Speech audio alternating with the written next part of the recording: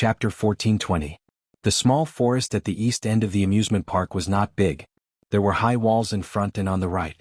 If she walked forward, she would reach a very hidden corner. Feng Ling's expression did not change. Hearing the footsteps behind her, she immediately scanned all the nearby trees.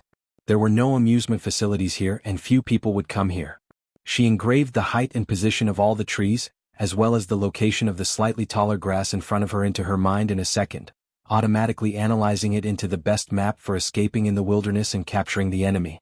The footsteps of the two men behind her suddenly slowed down. They seemed to be observing the surroundings and realized that there was no way out, but Feng Ling still walked forward without hesitation. At the same time, Feng Ling had already circled around a thick tree in front of her and quickly disappeared from their sight. From their point of view at first, they wanted to deal with this woman who was a hindrance, and then take the child away. But now they felt that something was wrong. However, they had chased her all the way here and there was no way forward. She was just a woman. What else could they do? At this moment, the tall and strong man picked up his phone and called his accomplice in the car outside. He whispered something and the tall and thin man with the baseball bat continued to follow. As this place was relatively close to the lake area in the amusement park and no one came to clean it all year round, the high wall at the end of the small forest was covered with moss. When the wind blew, the lush smell of the forest brushed the tip of her nose. Feng Ling accurately found the place with the most moss on the wall and the cleaner place. She rushed forward, raised her hand and pressed the wall. She nimbly stepped up and jumped up the high wall. A few seconds later, the two people who caught up also sped up, but because they were in too much of a hurry, they didn't notice that there was so much moss on the wall. Suddenly, a muffled scream came from the ground. The tall and thin man, who was about to climb up with a baseball bat with one hand, fell from the wall and lay on the ground with his limbs spread wide open. Then the baseball bat in his hand suddenly flew up and smashed into his face, causing him to see stars and couldn't recover for a few seconds. The other person had just made a call and hurried forward to help him up. The tall and thin man stood up with a grimace. He turned around and spat a mouthful of blood on the ground. *CK The baseball bat hit his own mouth. His gums were about to split. This woman has some skills. She can climb up such a high wall just like that. Are we still chasing? Chase that child? Ask them to come and take the child away. We can't let this woman go. Continue to chase after her. The two of them hurriedly climbed up the high wall and searched for the figure that had disappeared. At this moment, Feng Ling suddenly revealed a corner of her clothes less than 100 meters away from here. The two men on the wall saw it and quickly jumped down to chase after her. The tall and strong man picked up the phone that was ringing as he ran. On the other side of the phone, the middle-aged man's cold voice sounded. Get rid of that woman. Don't let her get in the way. The two of them no longer hesitated. They pulled out two Ying short knives from their waists and rushed over. Feng Ling walked in front. Outside the high wall was a closed high-rise residential area. There were about dozens of buildings in the residential area. She circled around the landscaped garden behind the residential area and headed straight for the door of a tall building that had just been opened by a person. She grabbed the door in time before it closed and quickly walked in. She did not follow the person to the elevator but turned around and ran up the escalator. Just as she had expected, the moment she ran up to the third floor, the door downstairs had already opened. The moment the two people rushed in, they were not stupid. One chose to wait for the elevator while the other directly climbed up the stairs. The two of them wanted to pincer attack, one from the top and the other from the bottom. At this time, Feng Ling was no longer running. She stood at the safety door on the third floor and casually closed the door to avoid disturbing the people living on this floor. She heard the man's footsteps getting closer and closer in the corridor. At the same time, she heard that another elevator had already arrived on the first floor. Feng Ling stopped at the corner between the third and fourth floors. At this moment, the man had already rushed up. The moment he saw her, he reached into his pocket, held the knife that he had already prepared and rushed up to her. However, the moment the other party ran up with great difficulty, Feng Ling pressed one hand on the handrail of the stairs and easily flipped over, jumping back to the corner between the second and third floors. The moment she landed, she looked up at the person who had just run up and gave him a provocative cold smile. At the same time, she raised her hand and made a "he's very weak" gesture to stimulate the other party's emotions. When the other party cursed with a livid face and also wanted to jump down, Feng Ling only took a slight step back to avoid being hit. However, the second before the other party landed, she raised her leg and swept it forward, successfully tripping the other party. Then she locked one of his arms behind his back. She twisted her hand and snatched the Ying knife from his hand. She raised her leg and kicked the back of his knee. The tall and strong man, who was probably twice as heavy as her, cried out in pain and knelt to the ground. At this moment, another tall and skinny man who had already taken the elevator upstairs quickly came down from the 6th or 7th floor with a baseball bat in his hand. When he heard his partner's screams, he quickened his pace and rushed to this floor in a few steps. The moment her gaze met Feng Ling's, Feng Ling kicked the man's wrist away. As he staggered to his feet, she quickly picked up the knife on the ground. As usual, she pressed it against the staircase railing and easily flipped and jumped. She had already landed at the junction of the 1st and 2nd floors. She then turned and rushed out. After opening the door and rushing out, Feng Ling first circled to the back of the building and glanced at the nearest building. At the same time, she saw 2 large trucks by the side that should be used for moving. Generally, cars were rarely allowed to enter this kind of enclosed community unless it was for moving. According to normal thinking, it would be more suitable to hide behind another building, but she didn't want to hide, so she went to the back of one of the cars. Taking advantage of the fact that there was no one beside the car, she climbed up and jumped into the car with a lot of furniture. She then squeezed into the wardrobe and refrigerator box. Her phone quietly lit up in her pocket. Earlier, she had already turned it to silent. She looked down and saw that it was a call from Li Nanheng. It was not convenient for her to answer it now, so she did not take out her phone. Chapter 14:21. At this moment, a few people came over from the side of the train and were moving things out. These people were all local Americans. Most of them were workers and the bosses of the moving company. Feng Ling listened to them arrange which things to move first. After confirming that they did not intend to move the largest wardrobe and refrigerator, she squatted there and did not move. At the same time, the 2 stalkers had already caught up with them. When they saw the 2 trucks and the few people beside them, and then saw the things they were moving out, they immediately walked over and circled around the back of the truck. After confirming that there was nothing in the truck, they turned around and went straight to the building in front of them to chase after them. When the workers beside the truck left with the things, Feng Ling leaned inside and listened for a while before getting up and going out. Just as she jumped out of the carriage, she suddenly bumped into someone. Her entire face almost bumped into his arms. Feng Ling staggered half a step and instinctively raised her hand.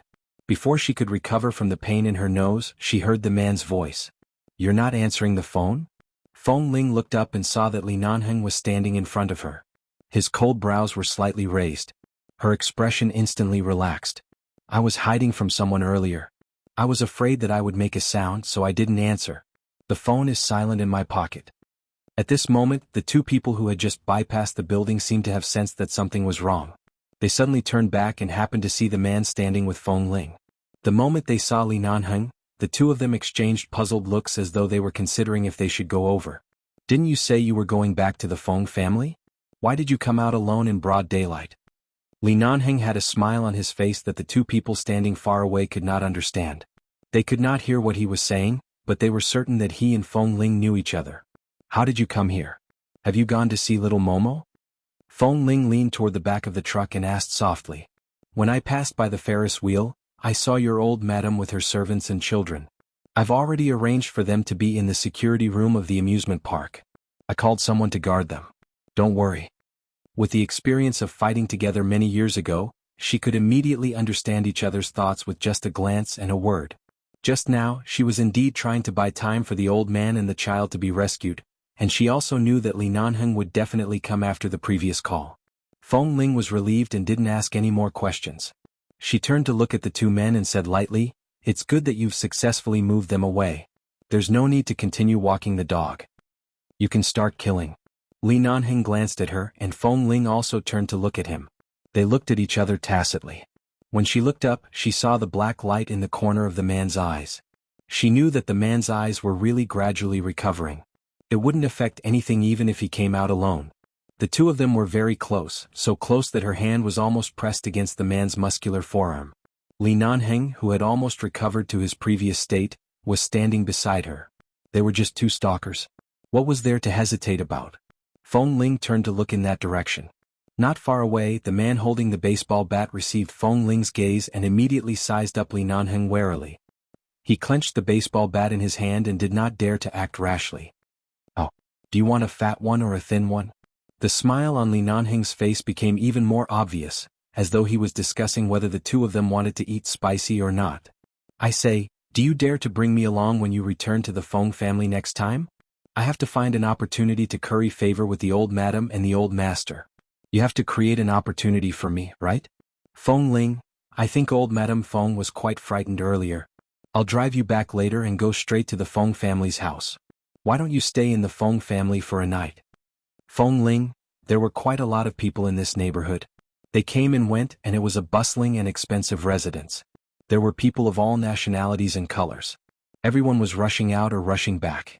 At this moment, Li Nanheng raised his hand and put it around her shoulder. He smiled and lowered his head to kiss her cheek. Feng Ling was about to dodge, but the man held her firmly. He kissed her cheek again and again, then pressed his lips against her hair until her body was completely in his arms. Facing the two of them, Li Nanheng glanced at the baseball bat in the man's hand more than 10 meters away. What did you bring? His lips were pressed against her ear. At this moment he was smiling, but his voice was clear and serious. He asked in a tone that only she could hear. There's only one knife. I snatched it from them. Feng Ling remained motionless in his embrace. Li Nanheng hugged her tightly in his arms. At the same time he seemed to want to leave with her in his arms. He turned around with her. At this moment, Li Nanheng's phone rang in his pocket. He stood on the spot and picked up the phone, exposing his back to the two people who were about to pounce on him at any moment. It's Xiao Su. Li Nanheng hung up the phone and kissed Feng Ling's ear. He asked if he needed to come to New York to pick us up. At this moment they were standing in the middle of the crowd in the neighborhood. The drivers in the two trucks did not know what had happened. They got out of the car and lit a cigarette. Li Nanheng glanced at them and walked over. Brother, can I borrow a cigarette? For a moment, Feng Ling didn't know if he was addicted to smoking or something. She quickly reached out to pull his hand back and whispered with her brows pressed down, You're not allowed to smoke. You haven't smoked in the past few months. If you quit, then quit. Why are you still smoking? Li Nanheng lowered his head to look at her and smiled. If you say that you want me to quit smoking and drinking in order to have a healthy child, I promise that from now on, I'll wear a mask when I go out. I won't even smell secondhand smoke. In the end you ran out to walk the dog alone. You don't have the self-awareness of being a mother at any time. Can't you stop? Feng Ling. I'm doing this for little Momo's safety. I don't want to fight and kill every day. Li Nanheng lowered his head to look at her. Feng Ling held his strong arm with one hand and placed the other in her pocket, holding the Ying knife. The two dogs behind saw that the two of them really looked like a couple. First they kissed and hugged each other. Then they seemed to have said something to each other, and their expressions became much more restrained. In fact, on the phone earlier, Xiao Su, who already knew about the situation in New York, asked, Boss, do you need reinforcements? Li Nanheng answered, Send someone to send old Madame Feng and the child back to the Feng family safely. Don't you need reinforcements? Li Nanheng did not answer. He hung up the phone because the two dogs approached. Chapter 1422. As he spoke, Li Nanheng cast his gaze into the distance as if he had really quarreled with Feng Ling. The tall and thin man with the baseball bat couldn't hold it in any longer. Taking advantage of the few people walking back and forth near them, he approached in that direction again. Feng Ling faced Li Nanheng with her back to the two people behind her. She read the message from Li Nanheng's firm and good-looking chin and seemingly unmoved facial expression. They were coming. Just as Li Nanheng turned back to the driver and said with a smile that he wanted to borrow a cigarette, the tall and thin man had already swung the baseball bat at Feng Ling's back. The truck driver didn't realize what was going on. The lighter in his hand was suddenly snatched away by Li Nanheng, and then the lighter was thrown forward, rubbing against the baseball bat. With a bang sound, he held Feng Ling in his arms and pulled her into his arms. Before the man could react from the explosion, he turned around to the back of the truck and quickly took out the knife from Feng Ling's pocket. Next time you encounter such a thing, remember to inform me immediately. If I didn't call you, were you going to settle it outside before going back? Li Nanheng pressed Feng Ling firmly against the back of the truck, not letting her rush out. If you want to beat someone up, just do it. Why are you talking so much nonsense? Feng Ling glared at him and was about to rush over to finish him off. However, as soon as she moved, she was quickly pressed back by the door of the truck. In the blink of an eye, she was in a stalemate with the man for half a second and understood what he meant. She had left the base for so long. He didn't want her to expose her skills in front of outsiders. It would be easy for her to be targeted. She slowly put down her hand, feeling somewhat helpless, and could only raise her chin in that direction. All right, you go. Li Nanheng smiled in satisfaction and touched her head. Stand here and don't move. With that, the man turned around and walked around the side of the truck. Then there was a collision sound. Without looking, she knew that the baseball bat had been successfully snatched by Li Nanheng. With his skills, those two pieces of trash were like mantises trying to stop a car. Originally, she wanted to tell Li Nanheng the situation over the phone, hoping that he would send someone to take the child away as soon as possible, but since he had come personally, there was no need for her to go out. Feng Ling called old Madame Feng again and confirmed that she was indeed in Li Nanheng's car. Only then did she relax. At the same time, she heard the truck driver's exclamation. She hung up the phone and walked out of the car. She saw that the tall and strong man who had just pounced over was almost sent flying by Li Nanheng's kick. With a loud bang, he crashed heavily into a flower bed in the neighborhood. The two of them were shocked and furious.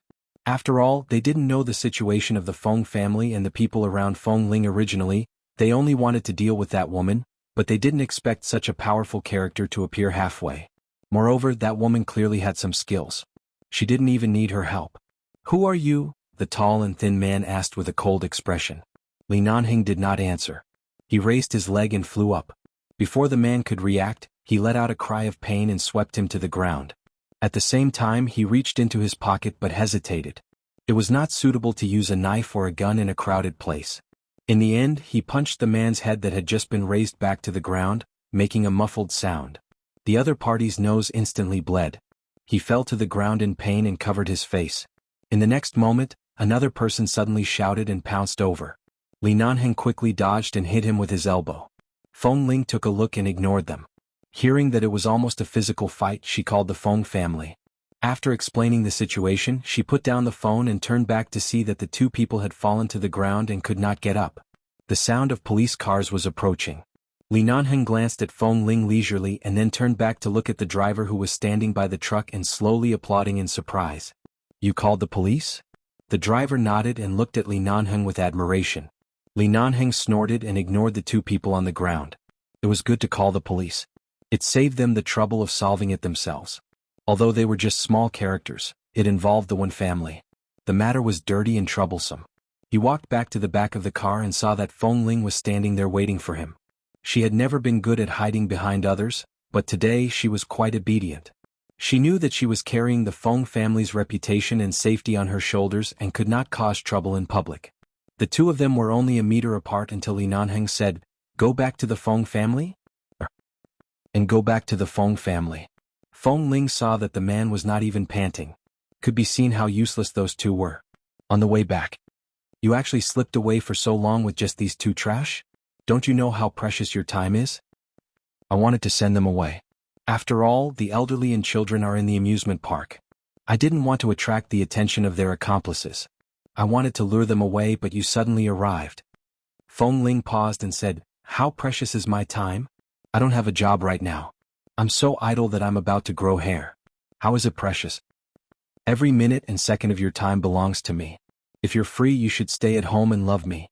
Love each other? It was more like loving and killing each other in bed. Her life was almost gone because of him. Couldn't he let her run out to take a breather? Feng Ling ignored him. Li Nanheng leaned over and took a bite of her face. Feng Ling was speechless. "When we return to the Feng family, restrain yourself. Don't scare the elderly. Oh, don't kiss you in front of them? Don't be too enthusiastic? You're not a very enthusiastic person. That depends on who I'm talking to. When have I not been enthusiastic about you and the people and things related to you?" Feng Ling couldn't refute. After thinking for a long time, it seemed that Li Nanheng would always have a different side in front of her and in front of others. Seeing that she didn't speak, Li Nanheng snorted as he drove. "All the fire on my body has been ignited on you." Feng Ling was embarrassed. "Focus on driving. Your eyes have just recovered, but you insist on driving. My safety is in your hands now.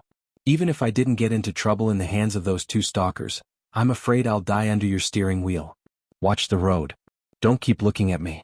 Even if Li Nanheng turned his head, the corner of his eyes did not leave the road ahead. He smiled and stopped at the pharmacy by the roadside for 2 minutes. When he returned, he threw her a box of Band-Aids. Feng Ling took it and glanced at it. Then she lowered her head and noticed that there was a small cut on her wrist. She had probably scratched a branch when she was running in the woods. It was not serious. It was a very small piece, but she still took it and stuck it on herself. Chapter 1423. The Feng Family. Little Momo had no idea what had happened in the past few hours. After returning home, he drank some water and was brought to wash his hands by the helper. Then he was carried back to his room to sleep. When Grandfather Feng heard about the situation, his heart was in turmoil. He was worried that something would happen to the child in the Feng family. When Feng Ling and Li Nanheng returned and saw them enter the door, Grandfather Feng quickly said, "Can't you contact Wen Liqing? Right now, the so-called uncle of the Wen family is staring at the child. He must have some ulterior motive. We don't know the situation at all. If we leave the child here, something will happen sooner or later." "I know. If it really doesn't work, I'll bring the child to Los Angeles or put him in 11 base. After all, Wen Liqing and Dr. Wen used to be related to 11 base. Those brothers will definitely take good care of little Momo. There's no safer place than there." Before Grandfather Feng could speak, Grandmother Feng's eyes reddened. It's indeed safe to send him there, but they're all men. How can they take care of the child? From her words, she knew that the old lady couldn't bear to part with the child. Even if he wasn't her great-grandson, she had personally taken care of him for so long. There's nothing wrong with a boy going to the base when he's young. I'll tell Ah Feng to be gentle to the child. After all, Momo is indeed too young. Li Nanheng spoke up at the right time. We're all in Los Angeles. We'll take better care of the child. Grandmother Feng nodded and sighed. All right. Although I can't bear to, I was really scared today. If it weren't for you and Feng Ling, I don't know what would have happened. This child is so young. What if, then it's settled? Send him to the base in Los Angeles. We'll talk about the rest after we can contact the child's parents. Or, we can go back to Los Angeles to live, Grandfather Feng suddenly suggested. Feng Ling hadn't had the time to discuss this with them. She didn't expect the elder to take the initiative to return to Los Angeles. Feng Ling raised her eyes and turned to look at Li Nanheng. She saw a smile in Li Nanheng's eyes and was clearly very satisfied with the elder's suggestion. If the two elders of the Feng family also decided to return to Los Angeles with Feng Ling, the Feng and Li families would be able to contact each other often, and the elders would be able to hang out often. It would be very beneficial to their future love life. Grandmother Feng didn't seem to have thought of this. She was stunned for a moment before saying, "If we return to Los Angeles, Shook?" The headquarters of the Feng Corporation is now in New York. Since Shook has taken over, let her stay in New York to develop at such a young age. In the future, if Feng Ling isn't busy, she can come back to help her occasionally. In addition, Shook's parents and family are also in Los Angeles. She will go back during the holidays. There's no problem.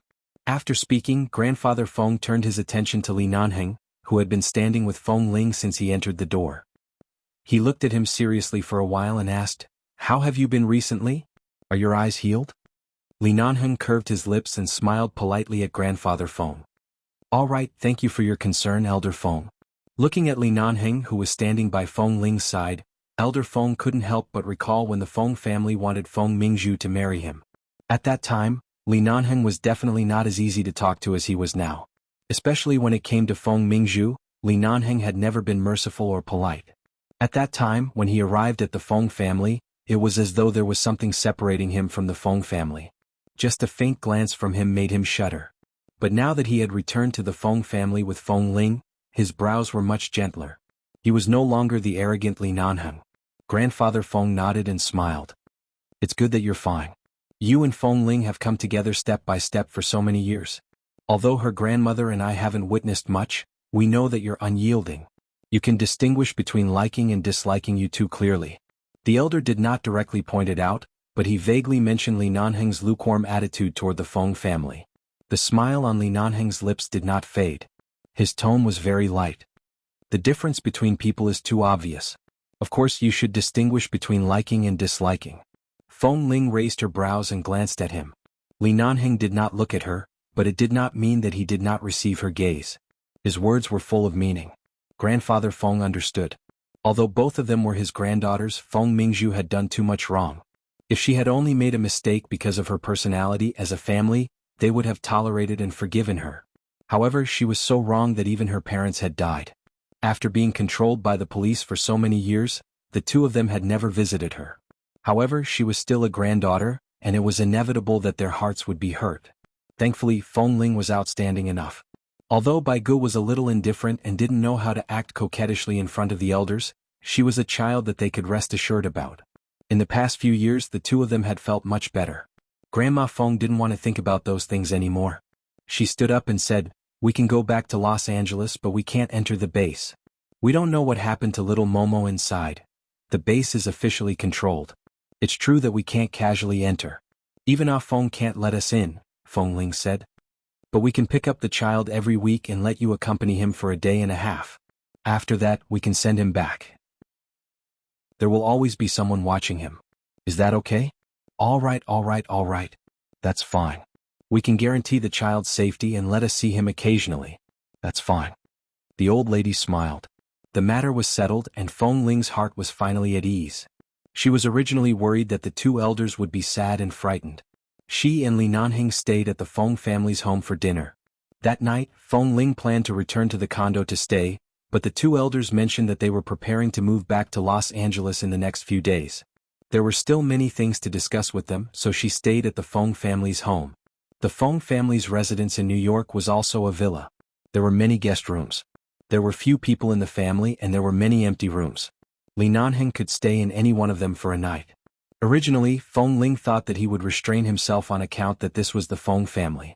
Who knew that when she came out of her room after taking a shower, she saw the man sitting on her bed. She turned to look at the closed bedroom door and then at the man sitting by the bed calmly. "How did you come in?" "I'm right next door. The balcony is close." The man raised his chin toward the balcony outside the window and raised his brows. Chapter 1424. Feng Ling.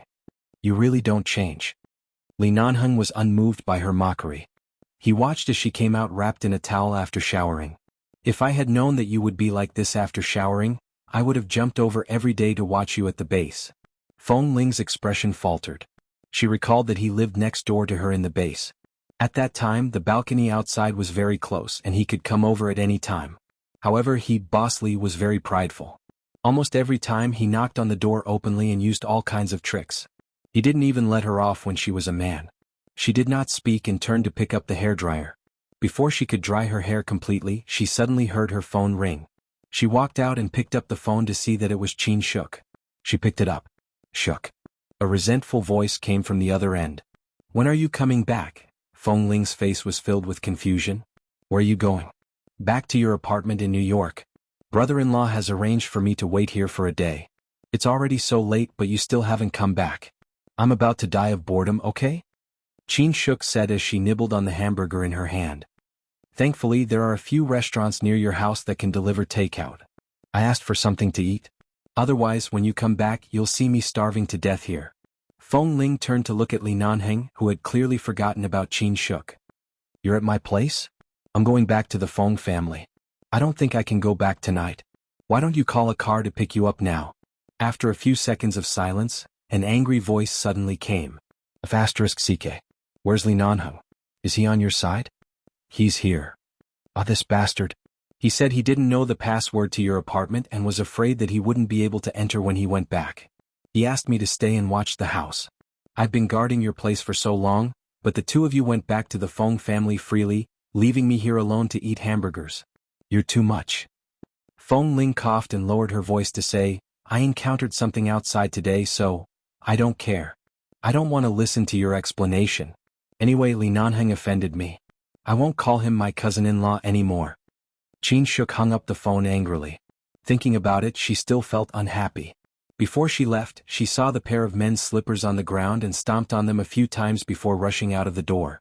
Feng Ling heard that the call had been hung up, put down the phone, and turned to look at Li Nanheng, who was sitting by the bed as though nothing had happened.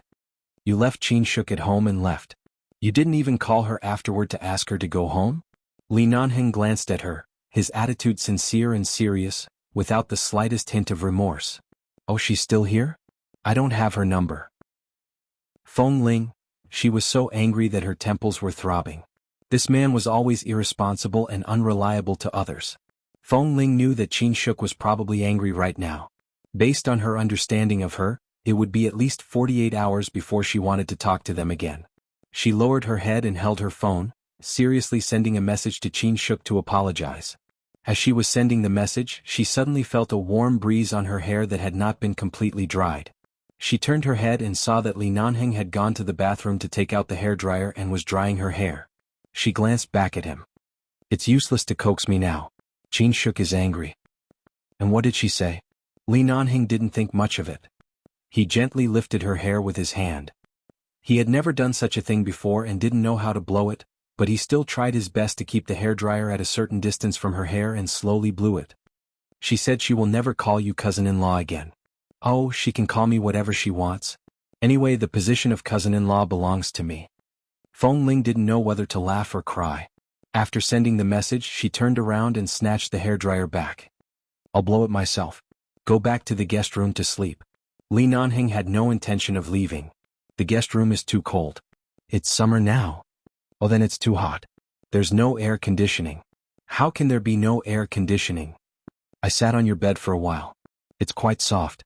I should be able to sleep as soon as I touch the bed. I promise I'll only hug you to sleep. I definitely won't do anything to you in the Feng family, the man said confidently. It would be strange if she believed him. Feng Ling glared at him. You also know that this is the Feng family? My grandparents are already so old. They're not old people who can see through everything. If they find out that you're sleeping here, it's hard to say if they won't be angry. Hurry back to your guest room. I've been tormented by you for 2 to 3 days. Can't you let me sleep alone for a night? Knock, knock. At this moment there was a sudden knock on the door. Feng Ling paused and glared at Li Nanheng, indicating for him to quickly jump back from where he came from and tell him to quickly go next door. However, the man only took the hairdryer from her hand and turned to take it back to the bathroom. He had no intention of hiding at all. Feng Ling wanted to scold him, but the man had already gone to the bathroom. She couldn't call him now or he would definitely hear her outside. She could only walk to the door and open it halfway. She saw the old lady standing outside. Grandma? When are you and Nanheng leaving for Los Angeles? The old lady saw that the door was only half open. Even though she couldn't see anything, she didn't push the door open. Instead, she stood outside the door and asked with a smile. In the next 2 days. This time I came back to New York mainly to treat his eyes. I also accompanied Shu Ku to attend a dinner party set up by a few partners who helped the Feng Corporation. The itinerary is almost over. Seeing that she had no intention of coming in, Feng Ling released her hand from the door. Her previous reservations were gone. Then let's go back together. Your grandfather, your family's servants, and I will take a car alone. When we return to Los Angeles, the Feng family's relatives will come over to help pack up. You two don't have to trouble yourselves. Live well together. Besides, Nanheng isn't young anymore. It's time for you two to have an ending. Feng Ling looked at the old lady and nodded. I know. Chapter 1425. After chatting for a while, Grandmother Feng said that it was too late and wanted to return to her room to rest. When she went downstairs, a servant came up and brought the medicinal soup that had just been cooked. Old madam, this is for Mr. Li. Didn't he get injured some time ago? It's good for his health to drink more medicinal soup. Shall I send it up for him now? Grandmother Feng recalled that Feng Ling had only opened the door once and looked a little cautious. She smiled lightly and said, There's no need to send him off. It's already so late. It's hard to digest so much soup. Put it in the pot and let him drink it at breakfast tomorrow. The servant was stunned for a moment. When she saw the old lady's understanding expression, she immediately understood and smiled. All right, I'll put it back first. In the room, Feng Ling's eyes were a little red because of what her grandmother had said, but it was not obvious. When Li Nanheng walked over and saw her standing in front of the door, he walked over and rubbed her head before pulling her into his arms. I heard what the old lady said. Her heart really aches for you. You should be relieved that you're no longer the little wolf girl who doesn't have a family. You have a family and your family will love you. Everyone acknowledges your excellence. That's enough. Feng Ling obediently stayed in his arms. After a while she said, Grandma should know you're here.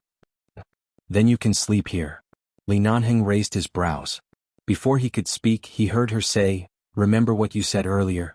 Just sleep. Don't move. He chuckled. A week later. Los Angeles. I didn't expect that although the people in the base are all rough men, they actually like children. Little Momo isn't afraid of strangers. When he knew that we were sending him over, he obediently allowed them to tease him. He didn't cry or make a fuss. Grandmother Feng sat in the car leaving the base with a relieved expression. Momo is young but she is sensible. I remember that when Liqing was also a very sensible child back then. I just don't know what happened to her in the past few years. Grandfather Feng sighed and then looked back at the base that was getting further and further away. Recently, Li Nanheng's eyes had just recovered. He wanted to drive several times but was rejected by Feng Ling. On the way, Feng Ling drove while Li Nanheng sat in the passenger seat. Hearing the conversation between the two elders, he said mildly, "The Wen family isn't clean because of the grudges between the older generation. In all these years, the only ones who can be praised are Wen Liqing and Wen Linhan, the siblings with different personalities. Now that the two of them are missing and someone wants to take little Momo away, it's clear that there are many benefits involved. Sai, this kind of thing is not rare in rich families. I just pity Momo. Everyone grows up in a different environment. It's all arranged by fate. Boys encounter more things when they're young, and they'll be more responsible when they grow up. Don't think too much about it." Madame Feng patted her shoulder. "Look at our Feng Ling. She encountered no less than Momo when she was young. She's so outstanding now." Feng Ling, who was focused on driving, was praised again. She was no longer as uncomfortable as before. Instead, she continued driving calmly and did not answer. Li Nanheng suddenly added, "And so in the future our child will definitely be as obedient as her." Feng Ling almost stepped on the accelerator as the brake. Her expression instantly changed from calm to strange. The atmosphere between the two elders of the Feng family suddenly fell silent for a few seconds. Then they suddenly burst into laughter. "Then when do the two of you plan to give birth?" That's right, that's right. Can't you tell how much we like children? We can dote on little Momo so much. If you quickly give birth to one, we can help you look after the child in the future." Feng Ling, Li Nanheng nodded. "It's not just one. I don't think it's enough to give birth to two. Otherwise, the elders on both sides won't be able to take their turn." Right, then let's give birth to a few more. Is that Jinuan, right? The Mrs. Mo that Feng Ling often mentions to us. Didn't she just give birth to a boy and a girl? I heard that she's pregnant again recently, right? Feng Ling, Nanheng, you guys have to work harder. Feng Ling, are you sure you want to return to High City before getting married? Li Nanheng glanced at the booked flight time and venue on his phone and hugged Feng Ling, who had just spoken to Jinuan on the phone, into his arms. Jinuan is already 2 months pregnant. I should visit her. Feng Ling put her phone aside. Didn't you say that you haven't had a good relationship with me for so many years? I'm respecting your thoughts and decided to find a quiet place to take a walk. There are many familiar people in High City. Compared to America, it's safer in terms of security. It's been a long time since you last met up with Mr. Mo and Dr. Qin. I'll take this opportunity to see Jinuan. Isn't she vomiting every day? Does she have the energy to see you? I don't need her to accompany me. I'm just going to take a look. It's true that I haven't returned to High City for a long time. Jinuan said that her pregnancy this time was even worse than the last time she was pregnant with an N and Ning Ning. At that time, the two little babies were very quiet in her stomach and basically didn't torture her. This time, however, she vomited heavily every morning, causing Mr. Mo to be late for work every day. He insisted on watching over her at home until she got over the discomfort of her morning sickness. Only then could he leave the Yu garden with peace of mind. Although there were Auntie Chen and many people at home to help take care of the children, An and Ningning were used to being by their parents' side and always liked to be with them. It was said that every night, Mr. Mo had to lie between the two children and tell them at least 3 stories before they were willing to sleep.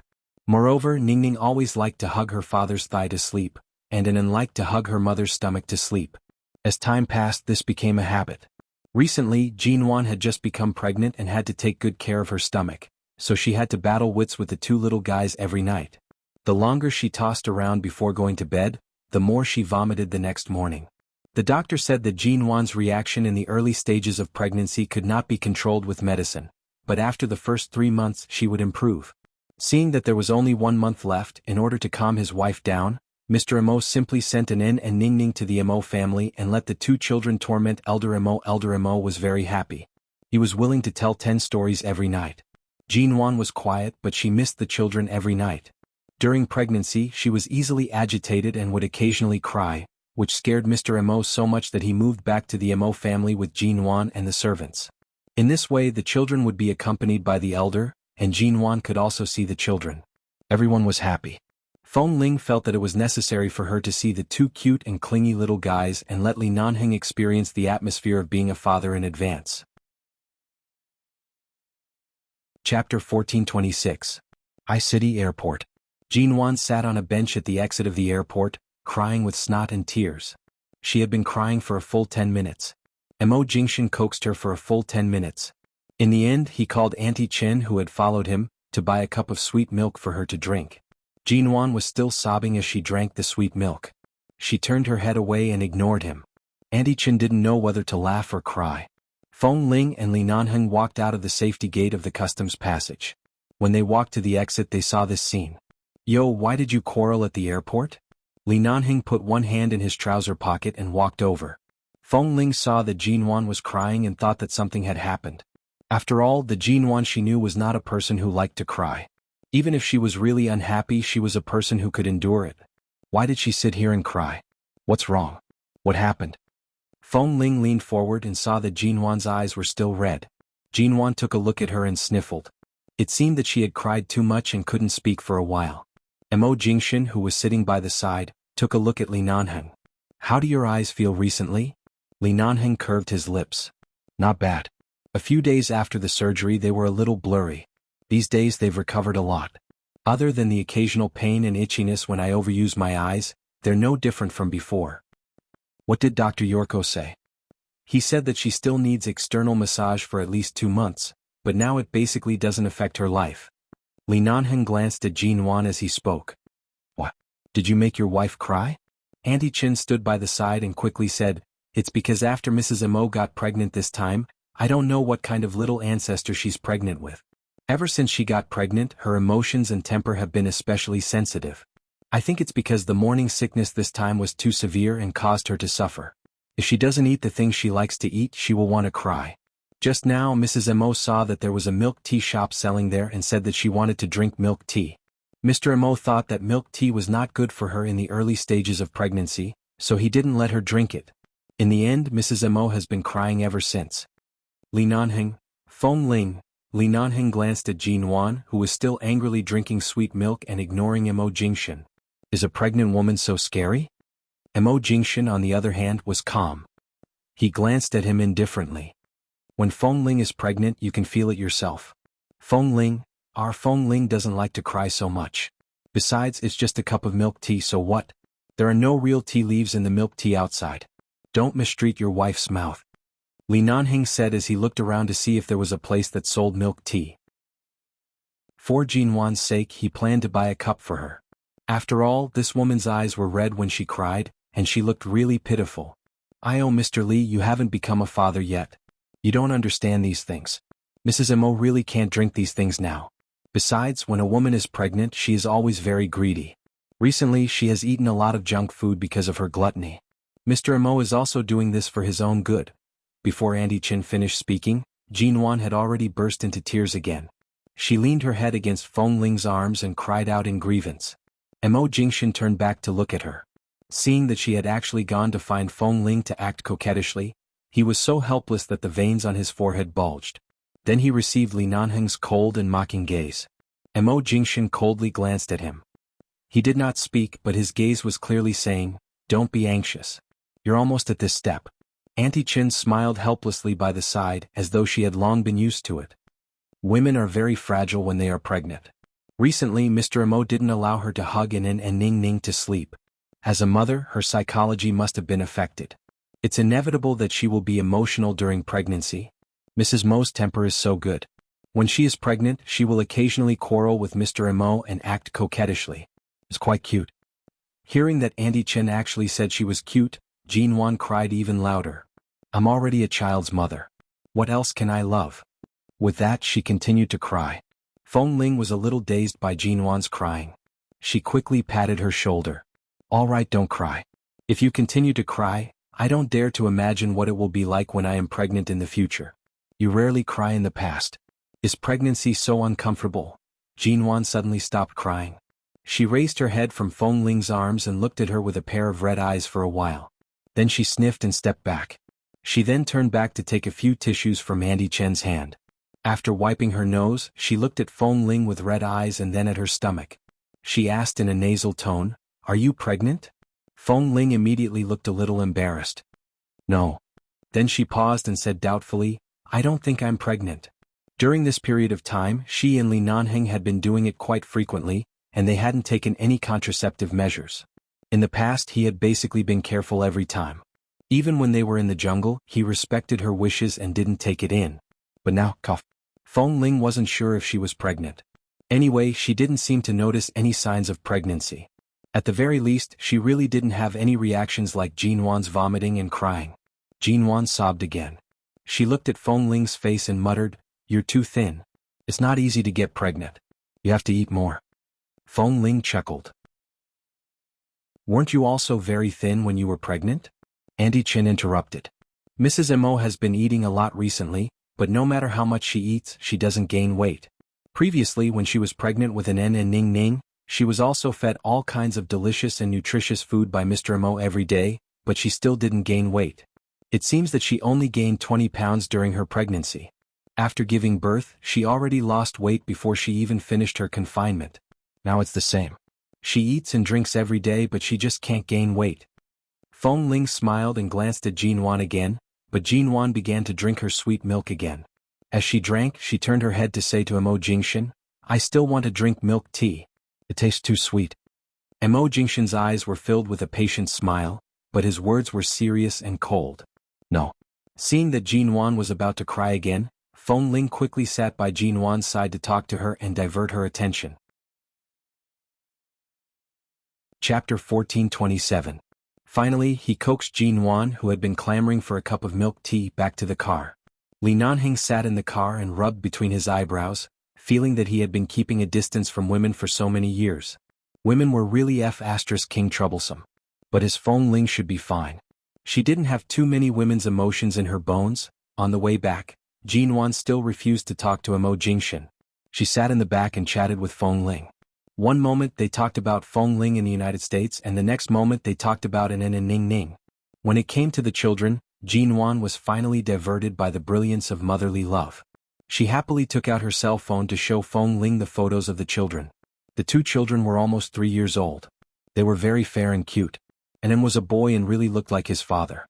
It could be seen that when he grew up, he would definitely be a handsome boy on the same level as Mr. Mo. Ning Ning looked very much like Jinwan. She had Jinwan's cuteness and Mr. Mo's innate cold aura. When she grew up, she would definitely be a cute little beauty with an extremely cold appearance. Feng Ling had seen these photos before. After becoming a mother, Jinwan was really crazy about showing off the children. She would occasionally send photos of the children to Mo Jingshan. However, there were still many photos she hadn't seen. Feng Ling held her cell phone and looked at them all the way. However, because of Jinwan's morning sickness, the car was forced to stop about 3 times. Every time, Jinwan pushed the door open and got out of the car uncomfortably. She ran to the side of the road and bent over to vomit for a long time. Sometimes she spat out some water and sometimes she just retched. Every time the car stopped, Mr. Mo would personally accompany her to get off the car. He stood by her side, wiped her mouth, handed her water, patted her on the back and held her in his arms to comfort her. Whenever she was in pain, Mr. Mo would pat her on the back and comfort her in his arms. Whenever Auntie Chin really needed help, Auntie Chin couldn't do anything but continue to sit in the car and stare at the driver. Anyway, they were used to it. Mr. Mo always doted on Mrs. Mo. Although he was going to be a mother for the second time, he still doted on her like a little girl. Jinwan was treated almost the same as an N and Ning Ning. They were the 3 treasures in Mo Jingshan's eyes. Jinwan, on the other hand, was so uncomfortable that she pushed Mo Jingshan in his arms several times. Mo Jingshan patiently coaxed her. Before returning to the car, he held her in his arms, kissed her sweaty forehead and said something in her ear. Jinwan was no longer angry with him. She obediently leaned in his arms and let him pat her back to ease her vomiting so that she wouldn't continue to feel nauseous. After coaxing her back to the car, Mo Jingshan asked the driver to drive and asked Auntie Chin to put a backrest behind Jinwan so that she could lean more comfortably. After a while, Jinwan fell asleep leaning against Mo Jingshan. Li Nanheng was very puzzled by this scene. He looked at Feng Ling, who had been sitting calmly in the back with him, and the two of them looked at each other. They had all seen with their own eyes how Jinwan cooked for the brothers in the base in the Cambodian camp after she was pregnant. She went deep into the enemy's camp to deliver food and water to Mo Jingshan, pretending to be deaf and dumb, and cooperated with those desperados. Step by step, she walked out of the dragon's pool and tiger's den safely with Mo Jingshan. At that time, Jinwan's temper was not as bad as it was now. So, Auntie Chen's little pregnancy lesson began again in the car. Seeing Jinwan fall asleep by Mo Jingshan's side, Auntie Chen felt bored sitting in the car, so she began to talk about all kinds of pregnancy knowledge. She also said that every pregnancy of a woman was different because of her physique in various aspects. Many elderly people said that pregnant boys and girls had different reactions during pregnancy. Some had very big reactions and some didn't feel anything, as if they were not pregnant at all. Auntie Chen also said that Jean Wan was in a bad mood today because she vomited several times on the way to the airport. It was too uncomfortable, so when she arrived at the airport she asked for a cup of iced milk tea. After being refused, she sat there aggrievedly.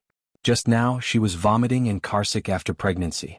It was too uncomfortable and it was normal for her to be sleepy. After hearing Auntie Chen's words, Li Nanheng and Feng Ling chose not to say anything in the car, lest they woke up the little devil next to Mo Jingshan and continued to cry and vomit, making everyone restless. Feng Ling felt a little guilty. If she had known that Jean Wan was so pregnant, she wouldn't have asked her to come to the airport to pick her up. When she heard Jean Wan insist on coming to pick her up on the phone, she didn't refuse. Now it seemed that she really made Jean Wan suffer a lot. When the car arrived in downtown High City, Jean Wan woke up. After sleeping she felt much better. Because Feng Ling and Mo Jingshan came to High City, she didn't plan to let them stay in a hotel. After waking up, she invited them to stay in the Yu Garden, the Mo family Yuehu Bay or Aolan International. In short, since they had returned to High City, there was no need for them to stay in a hotel. However, Li Nanheng said indifferently, "No need. It's not like I don't have a place in High City. Back then, when I was in High City in the United States, my men had already bought a residence here. I won't go to your place and disturb your small world of four." Feng Ling didn't speak but said in her heart, "I'm afraid you don't want to be stimulated by Mr. Mo's family of four. After all, other people's children already knew how to play soy sauce." Li Nanheng had been jealous of him several times in the United States. Feng Ling understood him quite well. "No, it's rare for the three of you to come back to High City in recent years. You must go out to drink. How can Feng Ling and I stay in our own homes? You and Qin Siding can go wherever you want. I'll go to Feng Ling's place tonight," Jean Wan said and looked at Mo Jingshan. "I'll get off the car with them in a while." Li Nanheng raised his eyebrows. Well, he didn't go to the Yu Garden to be the third wheel, but here, there was a crying girl who took the initiative to be his third wheel. Feng Ling didn't refuse. She also turned to look at Mo Jingshan. "Mr. Mo, can I?" Mo Jingshan glanced at Jean Wan. Seeing her expression as if she would run away from home with the child if he didn't agree, he didn't know whether to laugh or cry. "All right, I don't need to worry about you going to Feng Ling's place, but don't spend the night. When you're done chatting with her tonight, I'll pick you up." Before Jean Wan spoke, Feng Ling felt this was the most appropriate. Since Mr. Mo could agree, Jean Wan didn't need to be rejected. Feng Ling directly agreed. "All right, then it's settled." Jean Wan, Li Nanheng, neither of them spoke. How could it be settled? Auntie Chen sat in the car and silently played with her fingers. She couldn't participate in the conversation between young people. She'd better find a chance to teach them about pregnancy. Chapter 1428. The sky gradually darkened. Sure enough, Li Nanheng and Mo Jingshan directly called Qin Siding out. After a brief greeting, the three men went out to have fun and drink. Li Nanheng's residence in High City was in a very secluded community in the south of the city. It was located in the southernmost part of a townhouse. The environment was good, the air was good, and there were not many people coming and going. Usually, all kinds of luxury cars could be seen going in and out of the community. No one knew where these big shots came from, but those who could live here were indeed not ordinary. No wonder Li Nanheng always went to High City in the past few years. It turns out that he already has a place to live here. Jean Wan stood on the balcony and looked at the balcony that had just been cleaned. There was no dust or dirt, but because this place had been empty for too long, it was inevitable that there was a long-accumulated smell of dust. She could only open the floor-to-ceiling windows wide and breathe in the night air outside. He probably hasn't lived here for many years. Although it has just been cleaned, your nose is too sensitive now. If you are not used to it, let's go out and find a place to eat. "Let's not eat here," Feng Ling said as she walked to the balcony. "No, I'm not used to it. It's just that I've been angry with Mo Jingshan recently, so no matter how I look at him these days, I don't like him." Jean Wan sat down on the wooden rocking chair placed on the balcony and then touched her flat lower abdomen.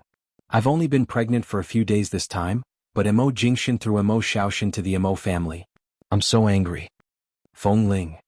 Mo Shaoshan? Oh, I'm talking about a cat. We've raised this cat for more than a year. At first he was quite averse to it. Later he gradually helped me raise it, but suddenly I got pregnant. Without saying anything, he sent the cat away. Luckily, he only sent him to the Mo family. I can still visit him often. If he dared to send Mo Shaoshan somewhere else, I would definitely not live with him anymore. Anyway, she was too familiar with Feng Ling, so she didn't have to care too much about her image. She rocked here and there comfortably, feeling the cool night breeze. She narrowed her eyes and looked at Feng Ling, who was standing by the window on the balcony. She had not been in the base for so many years, but she was still standing quietly and upright. She was delicate and had long hair. From afar, she looked like a beautiful white jade statue. "When are you getting married?" Jinwan asked. After all, it was summer in High City. It was a very hot time. Feng Ling also felt that the night breeze was slightly cold, but it was very comfortable. Behind her was the warm yellow light from the window, and outside was the rows of green scenery of the park. Feng Ling glanced at her. "The old people on both sides will come out to drink tea and walk birds every day. The only thing they lack is a legal marriage seal. Besides, getting married in America is just registering it. They just need to take some time to register it. They haven't thought about when it will be. Maybe one day when they have nothing to do they might just go."